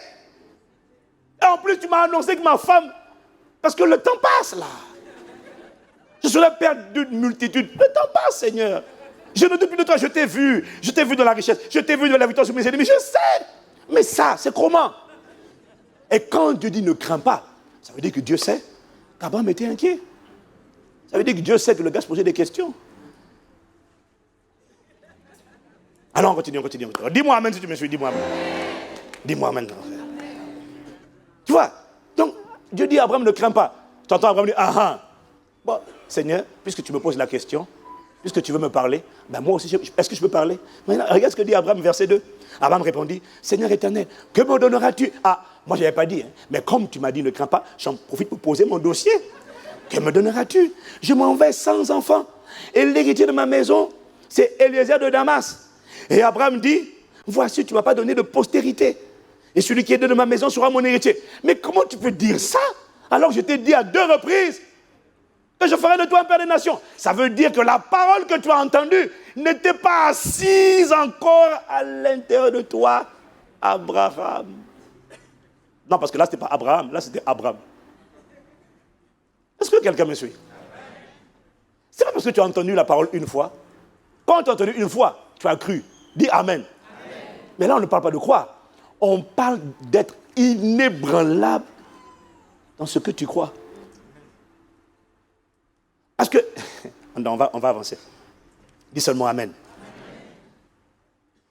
Alors, verset 4, la parole de l'Éternel lui fut adressée ainsi. Ce n'est pas lui qui sera ton héritier, c'est celui qui sortira de tes entrailles. En fait, je te l'ai déjà dit, Abraham, je te le redis encore. Qui sera ton héritier? Et après l'avoir conduit dehors, il dit, regarde vers le ciel et compte les étoiles si tu peux les compter. Et lui dit, telle sera ta postérité. Abraham eut confiance en l'Éternel qui le lui imputa à justice. Donc, tout à l'heure, c'était, regarde la poussière de la terre. Là, maintenant, Dieu lui dit, regarde les étoiles. Dieu rajoute la dose. Comment ça ne suffit pas quand je te dis, regarde la poussière de la terre, compte. Maintenant, regarde les étoiles. Si tu peux compter les étoiles, ta postérité sera comme ça. Abraham dit, yes, Seigneur, alléluia. Là, il dit, Abraham crut, Abraham crut. Mais le point que tu dois voir au début du verset, au début du chapitre 15 ici, c'est qu'Abraham doutait. Dis Amen. Ça veut dire que, en fait, il croyait, mais quelque temps après, la foi diminuait. Et s'il craignait, ça veut dire qu'il était inquiet. S'il était inquiet, ça veut dire qu'il doutait. Il y avait encore des doutes. Or, Jacques nous dit dans Jacques 1, au verset 6, Jacques nous dit que celui qui doute est semblable au flot de la mer agité par le vent et poussé de côté et d'autre. Qu'un tel homme, quel que soit son nom, Jacques nous donne un principe divin. Qu'un tel homme, qui? Celui qui n'est pas ferme, celui qui n'est pas constant, celui qui doute, qui s'interroge, ah mais Seigneur, comment on va faire? Il dit qu'un tel homme ne s'imagine pas qu'il recevra quelque chose du Seigneur. Ça veut dire que Dieu, pour manifester une prophétie, n'a pas besoin seulement de la foi, a besoin d'une foi qui est libérée de toute forme de doute, de crainte, d'angoisse, d'inquiétude. Abraham n'a pas eu cette foi. Jusque-là, Abraham n'avait pas encore cette foi. Donc, ce que je te dis est une consolation. Parce que si tu t'arrêtes seulement à Romains 4, tu dis c'est trop high pour moi. Mais quand tu lis le parcours du cheminement de la foi d'Abraham, tu te dis il y a de l'espoir. Il y a de l'espoir pour moi aussi. Oh, que quelqu'un me dise amen. Dis à quelqu'un, il y a de l'espoir pour moi aussi, mon gars. Il y a de l'espoir pour chacun d'entre nous. Il y a de l'espoir. Quelqu'un me dit amen. Qu'un tel homme ne s'imagine pas qu'il recevra quelque chose du Seigneur. Donc Dieu parle à Abraham dans Genèse 15, Dieu parle à Abraham et en plus, là, Dieu ne fait pas que parler, Dieu maintenant scelle une alliance. Comme Dieu voit qu'Abraham n'est pas sûr, Dieu scelle une alliance parce que là, l'alliance, on ne peut pas la briser. Qu'est-ce qu'il dit à Abraham de faire? Il dit, ok, mets des animaux, partage les animaux et ce soir-là, on va contracter une alliance. Donc Abraham marche, c'est comme ça qu'on scellait l'alliance dans l'Ancien Testament. Abraham marche au milieu des animaux et la nuit, c'est un feu dévorant qui traverse les animaux. La présence de Dieu a traversé les animaux. L'alliance a été contractée et après que l'alliance a été contractée, Abraham a vu sa foi bouffer du lion. Il a dit, alors là, si Dieu a juré, il a dit, je le jure. Je te garantis, Abraham, là, c'est fini. Non seulement, je te donne ta postérité qui sortira de tes entrailles, mais Dieu n'a pas dit ça sortira d'une femme qui n'est pas ta femme. Dieu n'a pas dit ça. Parce qu'Abraham n'a pas de femme. Il n'avait qu'une seule femme. Il n'avait pas de femme. Il avait une seule femme, c'était Sarah. Donc Dieu dit, je te donnerai une postérité. C'est évident, Abraham sait que c'est par sa femme. Dis amen. Amen. Abraham sort de là et dit, hey, la parole va s'accomplir. Maintenant, je crois. Quelqu'un me dit amen. Sauf que là, on était en Genèse 15. Maintenant, on descend encore. On avance. On tombe dans Genèse 16. Le gars qui a cru qu'il a bouffé du lion, sa foi a bouffé du lion. On arrive en Genèse 16, versets 1 à 4. Sarai, femme d'Abraham, ne lui avait pas donné d'enfant. Elle avait une servante égyptienne nommée Agar. Sarai dit à Abraham, voici, l'Éternel m'a rendu stérile. Voilà le problème. On accuse Dieu. Elle ne sait pas qu'il y a un combat qui a lui a dit voilà. Elle ne priait pas. Elle ne priait pas, elle n'était pas fervente, elle ne prie pas, c'est ça. L'Éternel m'a rendu stérile, sans effet au nom de Jésus. Viens, je te prie vers ma servante, peut-être aurais-je par elle des enfants. Abraham écouta la voix de Sarai. Waouh! Alors Sarai, femme d'Abraham, prit Agar, l'Égyptienne, sa servante, et la donna pour femme à Abraham, son mari. Après qu'Abraham eut habité 10 années dans le pays de Canaan, il alla vers Agar, elle devint enceinte, etc. Quelqu'un me dit amen. Dis amen à la parole. Je n'ai pas entendu. Amen. Je sais que tu es en train de méditer, je sais. Tu es en train de réfléchir. Où est-ce qu'on est en train d'aller? Nous sommes en train de voir le cheminement de la foi d'Abraham pour te donner de l'espoir à toi et à moi. Pour que tu ne sois plus complexé. Pour que tu comprennes qu'à travers le cheminement, les épreuves, en fait, à travers tout ça, Dieu a travaillé le caractère. Dieu a travaillé Abraham. Sa foi parfaite et inébranlable ne s'est pas faite en un an. Non! Non! Non! Donc Abraham a cru en Dieu. Dieu a scellé avec l'alliance. Mais juste après, sa femme vient lui dire, bon, d'abord, depuis quand maintenant c'est une femme qui a le pouvoir de célébrer le mariage de son mari? Toi, c'est dans quel pays? Quel est ce désordre? Abraham connaît l'ordre divin. Il sait que c'est lui le chef du foyer. Le sacrificateur de son foyer, c'est lui. Mais il laisse sa femme lui dire, bon, au nom du Seigneur, je te déclare mari. Comment toi, madame, tu peux déclarer moi le mari, le chef du foyer, mari et femme? C'est un désordre. Abraham sait que c'est un désordre. Parce que c'est lui le sacrificateur. Dis-moi amen. Amen. Mais c'est un désordre qu'il laisse faire et qu'il accepte. Pourquoi? C'est la preuve que entre le Genèse 15, où sa foi était fortifiée, la chair, le diable, le monde sont encore venus faire vaciller sa foi. Waouh! Est-ce que quelqu'un me suit? Dis avec moi, c'est tout un cheminement. En fait, ce que Sarai lui disait, c'était Abraham. Ça fait longtemps, le temps passe. Capitule seulement, laisse tomber seulement la prophétie. Laisse seulement tomber la prophétie, c'est pas grave. Va seulement vers Agar.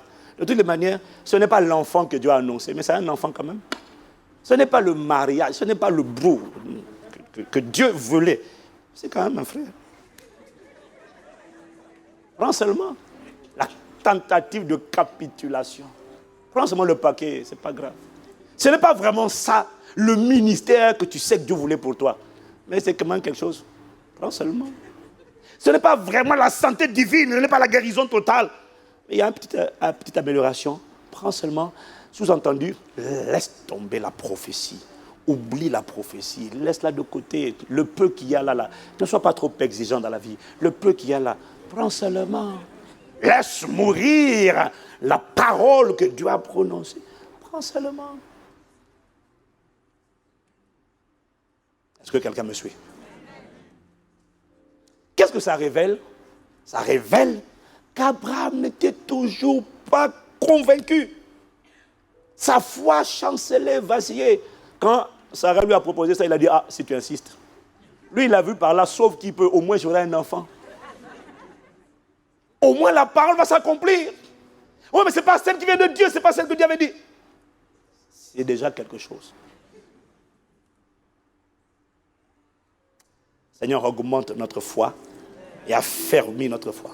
Si le Seigneur me donne cette parole, j'ai la conviction que c'est pour nous emmener, Église, dans une dimension où notre foi qui était là, qui est là, mais un coup elle va, elle vient, nous rentrons dans la phase où par le miracle du Saint-Esprit, cette foi devient ferme et inébranlable au nom de Jésus. Nous rentrons dans cette dimension. Quelqu'un me dit Amen. Abraham a quitté Ur en Chaldée à 75 ans.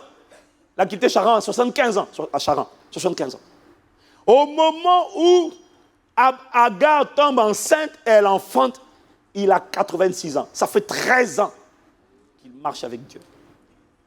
13 ans que Dieu vient de temps en temps lui redire la même parole.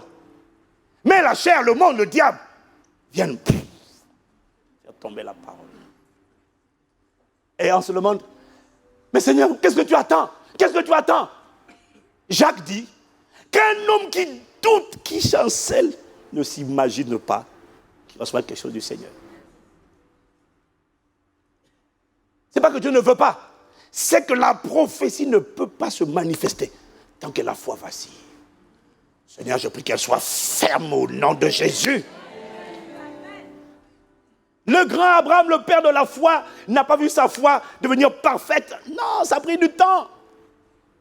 Non, ça a pris du temps. Et lorsque Ismaël est venu au monde, Abraham a mis de côté la prophétie qui lui a annoncé que c'est par sa femme qu'il allait devenir père d'un grand nombre de nations. Abraham a mis la prophétie de côté. Il continue de croire en Dieu. Mais cette prophétie-là, il a dit seulement, ah. Tu me diras, Pasteur Ivan, à quoi tu reconnais ça? Viens avec moi, lis Genèse 17, versets 17 à 18. On va dire avec français courant. Quand Dieu vient le visiter, pour lui dire, et là maintenant, Abraham a 99 ans. Entre le temps où il a eu Ismaël, 86, il y a encore 13 ans qui se sont rajoutés. Maintenant, ça fait 24 ans de marche avec Dieu. Je sens ton visage vraiment décomposé. Tu dis, mais Seigneur, je sens quelqu'un dire en lui-même, mais qui peut donc être sauvé? Tu verras la prophétie devenir réalité au nom de Jésus. J'ai dit, tu la verras s'accomplir. Ne t'inquiète pas, tu la verras. Mais il faut comprendre ce qu'on dit là, parce que le Saint-Esprit m'a dit, vous dites que vous avez la foi.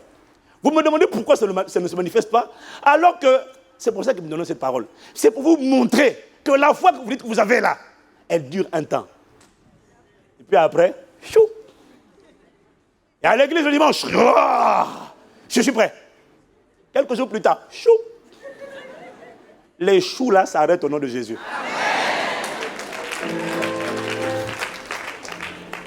Est-ce que quelqu'un me suit? Si tu me suis, dis-moi un bon amen. Donc dans Genèse 17, versets 17 à 18, oulala, c'est bien. Alors la Bible dit, quand Dieu lui dit, ta femme Sarai sera enceinte l'année prochaine, quand tu auras 100 ans. Regarde, Abraham se jeta le visage contre terre et il rit. Car il se disait, comment pourrais-je avoir un enfant, moi qui ai 100 ans?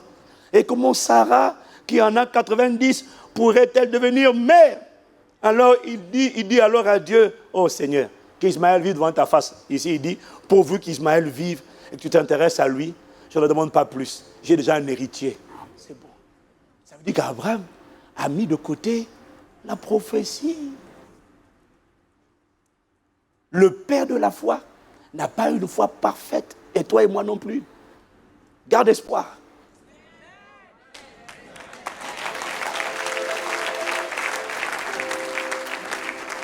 Pourvu qu'Ismaël vive et que tu t'intéresses à lui. D'autres versions disent, et que tu en fasses ton héritier. C'est bon. Sous-entendu, Abraham dit à Dieu, laisse tomber. Ça fait tellement longtemps maintenant. Laisse tomber, Seigneur. Je me suis consolé avec Ismaël. La prophétie ne s'est pas tardée, mais je ne t'en veux pas. Je sais que tu as fait de ton mieux. Je sais. Tu as tout essayé. Seigneur, c'est bon. C'est bon. On ne va pas trop t'embêter. Comme disait ma mère, arrêtez de déranger. On ne va pas trop déranger Dieu. Il a d'autres sujets à gérer. Occupe-toi un peu des autres de Sodome, de Gomorrhe, là. Occupe-toi des autres dossiers, là. Moi, c'est bon. Ça va aller avec ça. Ça va aller avec ça. Mais la vérité, c'est que Dieu sait ce qui te rendra heureux. Et Dieu sait que tu as fait 24 ans que tu marches avec lui. Et là où Abraham avait jeté l'éponge, Dieu n'a pas jeté l'éponge parce qu'il a dit, je veille sur ma parole que j'ai prononcée pour l'exécuter. Je suis venu te dire que là où toi tu as cessé de croire, là où tu doutes, tu dis est-ce que ça s'accomplira? Dieu m'a dit même si tu n'y crois pas, il n'a pas jeté l'éponge. La parole est toujours dans l'atmosphère. La parole cherche toujours à s'accomplir. Elle attend seulement que ta foi devienne ferme. Et voilà pourquoi, ça c'était en Genèse 16, donc c'était à Genèse 17, voilà pourquoi Dieu revient, non c'était à Genèse 16 tout à l'heure, voilà pourquoi Dieu revient le voir. Comme Dieu sait qu'Abraham n'y croit plus. Ce n'est pas parce que tu n'y crois plus que Dieu va te laisser comme ça. Qu'est-ce qu'il a fait avec Abraham? Il est venu réveiller sa foi. Où ça? Dans Genèse 17 au verset 1. Dans Genèse 16, il s'est laissé avoir par Agar. Dieu a dit, je vois que tu ne comprends pas. Dieu revient à la charge 13 ans plus tard. Il lui dit, et quand il lui parle dans Genèse 17 au verset 1, l'Éternel apparut à Abraham et lui dit, maintenant regarde ce que Dieu lui dit, je suis le Dieu Tout-Puissant. Ça fait longtemps que tu m'appelles Éternel, Éternel. Je suis. Maintenant, je suis venu te dire une chose. Je suis le Tout-Puissant. El Shaddai, le Tout-Suffisant. Celui qui dit une chose et qui est capable. Le Dieu qui a toute capacité. Je suis le Dieu Tout-Puissant. Marche devant ma face et sois intègre. Sois intègre, ça veut dire sois droit. Arrête de chanceler, de vaciller. Tu m'empêches d'accomplir la prophétie. Arrête de t'agiter. Un coup tu crois, un coup tu doutes, un coup tu crois. Arrête, Abraham, désormais, sois intègre. Et là, Dieu va avoir une longue conversation avec Abraham. Et c'est à la fin de cette conversation avec Abraham, après 25 ans, 24 ans de cheminement avec Dieu, que Abraham s'est posé. Il a regardé sa vie, son expérience. Il a vu les hauts bas qu'il a connus. Il en a eu assez d'avoir des hauts bas. Il a dit, là il s'est assis et Dieu lui a donné le réma. Abraham, je suis El Shaddai. Ce qu'on a dit mot, je peux l'amener à la vie. Ce que j'ai annoncé, j'appelle les choses qui n'étaient pas à l'existence comme si elles étaient. Abraham, je te donne une révélation de moi que tu n'avais pas encore vraiment. Parce que tu vois, même toi et moi, quand on lit la Bible, on n'a pas compris qui est El Shaddai. On chante El Shaddai, mais on ne s'est pas arrêté pour dire au Seigneur, parle-moi El Shaddai, révèle-moi qui tu es. Parce que la foi inébranlable vient pas quand tu as écouté seulement à l'église. Mais là, après avoir écouté à l'église, tu as appris ce réma, tu allais t'asseoir.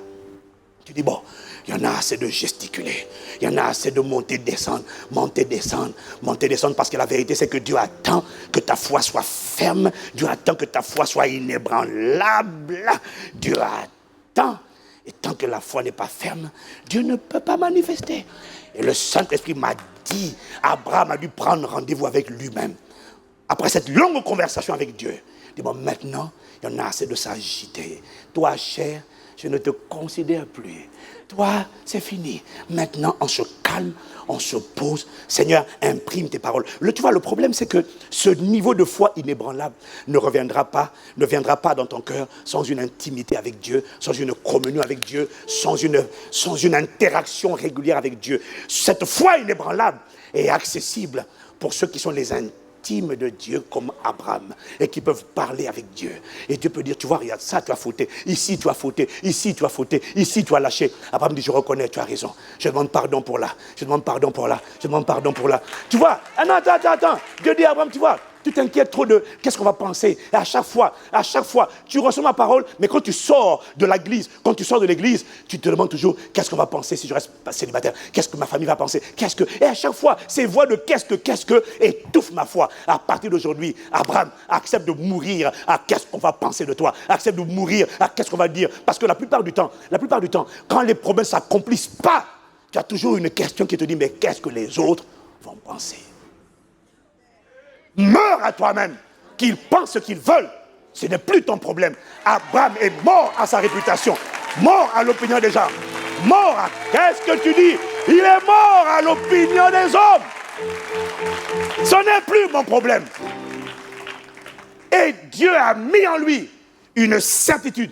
Quand il a commencé à louer, à rendre gloire à Dieu, à baigner dans une atmosphère de louange, c'est là, en baignant dans cette atmosphère de louange, c'est là que la Bible nous dit, c'est là, il fait fortifier, donnant gloire à Dieu, c'est là qu'il a reçu la pleine conviction. Je te l'ai dit, la louange fait fuir les voix étrangères et consolide la voix du Saint-Esprit. C'est là, à 99 ans, que Abraham a reçu la foi de Romains 4, versets 17 à 21. Ce n'était pas au commencement. 25 ans plus tard, Isaac est né. Ça n'attendra pas 25 ans pour toi au nom de Jésus. Je sens une espèce d'inquiétude. Abraham est mort à 175 ans. 25 ans, où ça a pris 25 ans pour voir sa foi s'affermir. Il est mort à 175 ans. Ça veut dire que ça fait 14% de sa vie sur terre. Si l'homme vit en moyenne 70 ans, 14% là, ça fait 10 ans. Est-ce qu'il est possible de mettre 10 ans pour voir, pas dans tous les domaines, mais dans ce domaine-là, que tu connais? Je te confirme que ça prend du temps pour qu'une foi s'affermisse. Ça prend du temps. Mais si Abraham y est arrivé, Dieu ne fait pas de favoritisme. Et tu remarqueras une chose, c'est pas Abraham avait jeté l'éponge. Dieu est venu lui rappeler la parole afin de la manifester. Le Saint-Esprit m'a dit, là où tu as jeté l'éponge, il vient ramener la parole, lui ne l'a pas jetée. Il n'a pas jeté, c'est lui qui donne la foi. La foi est un don de Dieu que tu reçois comme une forte impression à l'intérieur de toi. Mais il faut que tu apprennes à honorer le Saint-Esprit et à cultiver la communion avec Dieu pour recevoir cette foi inébranlable. Quelqu'un me dit Amen? Quelqu'un me dit Amen? Pendant que le Saint-Esprit me parlait, il m'a donné cette vision. c'est comme un flash que j'ai reçu. Il me dit, c'est comme un flash qu'il m'a donné. Il me dit, en fait, chaque fois que tu crois, tu serres le colis. Dis Amen. Dis Amen. Chaque fois que tu es fervent vis-à-vis de la promesse, il m'a dit, ton attitude détermine l'attitude des anges. Les messagers qui transportent tes colis. Chaque fois que tu serres la prophétie, tu serres la parole dans ton cœur, les anges serrent le colis qu'ils transportent. Chaque fois que tu es fervent, les anges sont en mouvement et en train de se battre pour toi. Chaque fois que tu deviens paresseux, les anges sont attentifs. Chaque fois que tu doutes de la parole, tu lâches le colis, les anges lâchent le colis. C'est comme ça qu'il m'a montré ça. Il m'a dit, quand tu lâches, tu cesses de croire, le colis que les anges transportaient tombe. Quand tu ressaisis ta foi, le colis, quand ton bras reprend le colis, les anges reprennent les colis. Tu ne peux pas blâmer Dieu et dire au Seigneur, mais Seigneur, pourquoi ça traîne? Pourquoi ça traîne? Parce qu'en vérité, tout dépend de ta capacité à toi à garder en tout temps, quels que soient les coups de la vie, quelles que soient les voies de la chair, quelles que soient les voies des démons, quelles que soient les voies du monde. Mais où est donc ton Dieu? Même si tu prends des coups, garde le colis. Même si tu prends des coups, garde le colis. Tant que tu gardes le colis et que tu es fervent et bouillant, les anges continuent de se battre et ils continuent de garder les colis dans leurs mains. Voilà pourquoi je crois qu'aujourd'hui, il y a une grâce spéciale dans cet endroit, de manière miraculeuse, pour affermir ta foi. De la même manière que c'est Dieu qui a affermi la foi d'Abraham et l'a rendue inébranlable. Ce ne sont pas les efforts d'Abraham. Si ce n'était que Abraham tout seul, il t'a montré combien de fois il a craqué. Mais la grâce de Dieu est venue sur lui. La même grâce vient aujourd'hui, tu vas te lever. Elle vient pour affermir ta foi. Tu ne sauras pas pourquoi ni comment, mais tu sauras qu'à partir d'aujourd'hui, comme Abraham, toi aussi, tu sauras que tu sauras que tu sauras. Et tu dirais désormais, je sais que je sais que je sais que je sais que Dieu donne la vie à celui qui était mort et il appelle à l'existence les choses qui ne sont pas comme si elles étaient.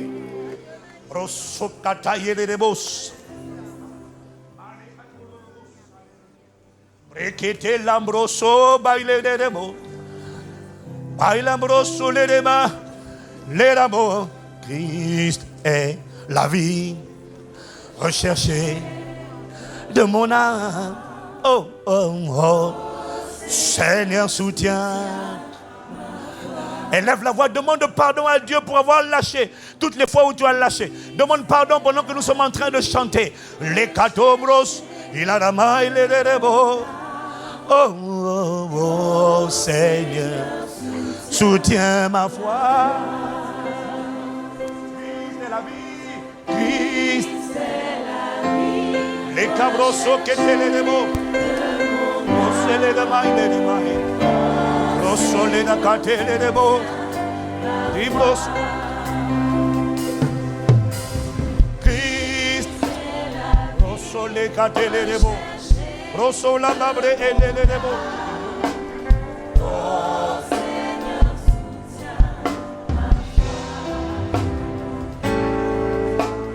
Christ est la vie recherchée de oh, oh, oh, Seigneur, soutiens. Christ est la vie. Je demande pardon pour toutes les fois où j'ai chancelé, où j'ai vacillé, où j'ai hésité, où je me suis inquiété. Pardon pour toutes les fois, Père, où j'ai douté.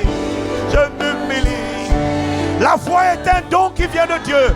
Par moi-même, j'ai essayé, je n'y arrive pas. Mais ce soir, cet après-midi, Seigneur, soutiens ma foi. Christ, Christ, Christ. Tu es la vie, auteur de ma foi. Et celui qui l'amène à la perfection.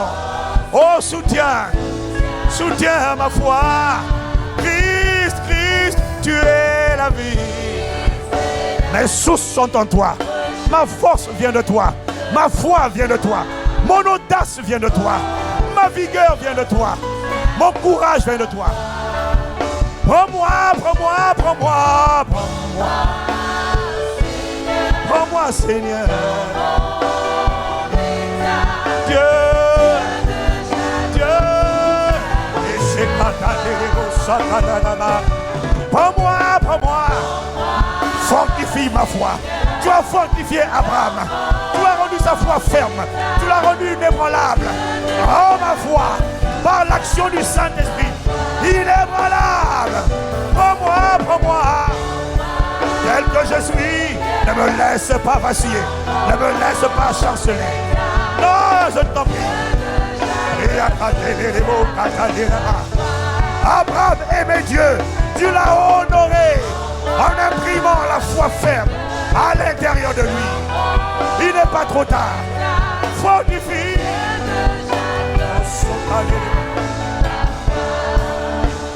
Prends-moi, prends-moi, prends-moi.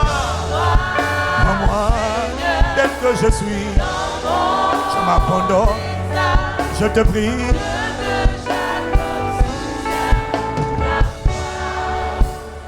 Prends-moi, prends-moi.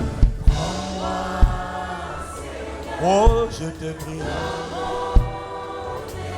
La bouche catalambros. Pardon. Pour toutes les fois, Père, où nous avons chancelé, où nous avons douté. La foi est un don qui vient de toi. Elle vient de ce que tu imprimes ta parole, le son de ta voix, qui nous donne une certitude et une quiétude totale. Maintenant, par les compassions de Christ, imprime cette foi qui produit le repos. Imprime cette foi qui est morte. À que va-t-on penser de moi?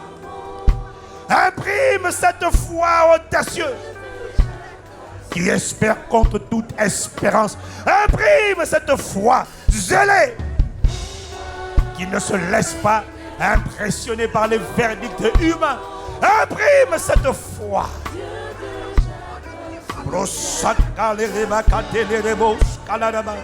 Imprime cette foi qui ne doute plus. Pourquoi elle ne doute plus? Parce que nous ne considérons pas, nous ne considérons plus les faits que nous considérions hier. Imprime cette foi qui procure le repos. Imprime cette foi qui ne doute pas par incrédulité au sujet de la parole, mais qui est fortifiée en donnant gloire. Je te rends grâce, je te donne toute la gloire, de ce que la confusion ne sera pas mon partage. Je te rends toute la gloire, de ce que j'étais jeune et j'ai vieilli, jamais je n'ai vu le juste abandonné. Je te rends grâce, je te rends toute la gloire pour ce que tu vas manifester. Les cieux et la terre passeront, tes paroles ne passeront pas. Accorde-moi la grâce dès maintenant. Comme Anne s'est ressaisie et elle s'est remise à manger, elle a souri alors que l'enfant n'est venu que 9 mois, 1 an plus tard. Accorde-moi la grâce de me relever, de sourire et de commencer à danser et à chanter et à aller dire aux gens, ma femme ne s'appelle plus Sarai, elle s'appelle Sarah, princesse de Dieu. Je ne m'appelle plus Abraham, je m'appelle désormais Abraham. Il y a une alliance avec Dieu. Je suis un père de multitudes. Je suis un porteur de promesses, un porteur de prophéties. Et ces prophéties parleront, ces prophéties s'accompliront. Prends-moi, Seigneur, dans mon état, Dieu de Jacob soutient. Père, dans le nom de Jésus, nous voici convaincus de ta grâce. Nous ne sommes plus au stade où nous doutons de toi. Non, c'est clair, c'est fini. Nous savons que d'éternité en éternité, tu es Dieu. Nous avons vu ta main, tes actions, déjà dans le fait que nous soyons sauvés. C'était le plus grand miracle du monde. Nous avons vu comment tu nous as délivrés de la puissance des ténèbres. Nous avons vu comment tu nous as délivrés, tu nous as convaincus. Et tu nous as rendus capables de croire, sans l'avoir vu, que la Vierge avait enfanté. Et aujourd'hui, nous le croyons. On n'a même pas besoin de discuter avec nous là-dessus. Nous sommes certains de cela. Maintenant, là où tu vois, dans ce domaine de la parole, où tu voyais que notre foi chancelait, où elle vacillait. Elle montait, elle descendait, elle montait, elle descendait. Elle n'était pas stable. Cette parole que nous venons d'écouter prouve que finalement, ce n'est pas à Abraham que revenait le mérite de la foi qu'il a eue. C'est à ta grâce que revenait le mérite. Parce qu'il avait jeté l'éponge. Tu l'as forcé à reprendre l'éponge. Parce que tu as dit, je veille sur ma parole pour l'exécuter. Et tant que la prophétie ne s'est pas exécutée, toi-même, tu ne t'arrêtes pas. Tu ne baisses pas les armes. Et tu as poussé Abraham à reprendre les armes en lui envoyant la parole.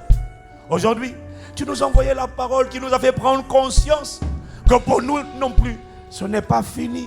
Parce que la bonne nouvelle, c'est que malgré notre foi petite qui vacille, toi, tu n'as pas jeté l'éponge en ce qui concerne les projets de paix que tu avais formés sur nous pour nous donner un avenir et de l'espérance.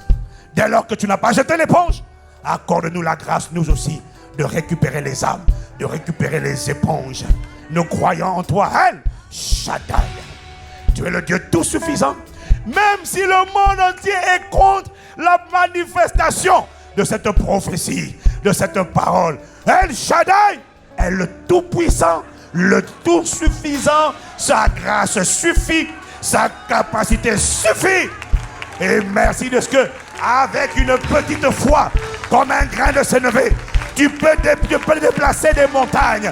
Voilà pourquoi je déclare et je décrète que les montagnes qui persistaient devant nous se déplacent maintenant au nom de Jésus. Une grâce qui n'est pas le résultat de nos efforts. Une grâce qui n'est pas le résultat de notre intelligence spirituelle. Une grâce qui est le résultat de la compassion et des bontés de Dieu se déverse dans cet endroit et rend une personne chancelante désormais ferme dans sa foi. Et je déclare que c'est pour cette saison la manifestation des paroles qui ne se manifestaient pas encore. Et pour cette saison, dans le nom de Jésus, on ne l'attribuera pas à mon intelligence ou à ton intelligence, parce que tu sais, comme Abraham savait au-dedans de lui, que sa foi n'était pas inexistante, c'est juste qu'elle était petite. Mais Jésus a dit, si vous avez la foi, même si c'est petit comme un grain de sénévé, et cette foi, par la grâce qui surabonde, nous rend tous capables de voir désormais nos cœurs apaisés et dans le repos, et de voir la manifestation des paroles qui retardaient. Désormais, les anges garderont les colis parce que nous garderons la parole, nous garderons la prophétie. Cela ne vient pas de nous, c'est le don de Dieu, c'est la grâce de Dieu. Dans le domaine où tu l'attendais, lève les mains. Dans le domaine où tu l'attendais, lève les mains. Reçois cette grâce. Au nom de Jésus. Reçois-la et acclame. Et acclame. Et acclame. Et acclame. Et acclame. Et acclame. Osaka la ribukatera. Presakata yela la bossa. Yele brossa kele le bossa. Lève les mots. Prends-moi, prends-moi. Tu me prends dans mon insignifiance.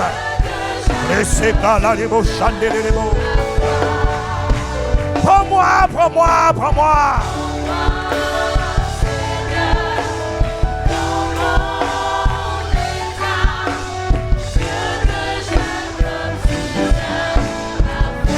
Prends-moi, prends-moi, prends-moi, prends-moi.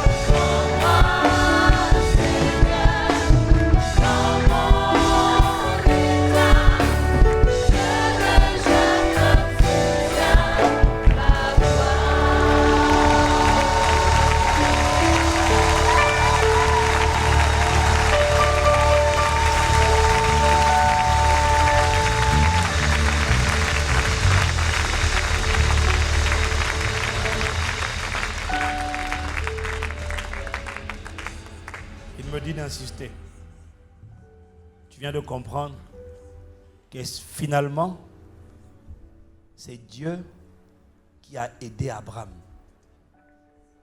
à voir la manifestation de la prophétie. Ce n'est pas Abraham qui était intelligent, fort. C'est Dieu qui a aidé Abraham. Le même Dieu qui a aidé Abraham nous aide de manière surnaturelle.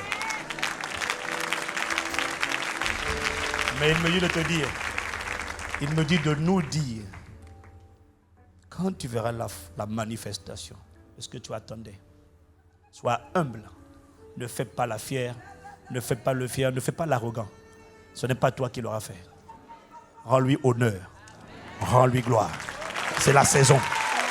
C'est la saison. C'est la saison. Fais monter mieux que ça, mieux que ça, mieux que ça, mieux que ça, mieux que ça, mieux que ça, mieux que ça.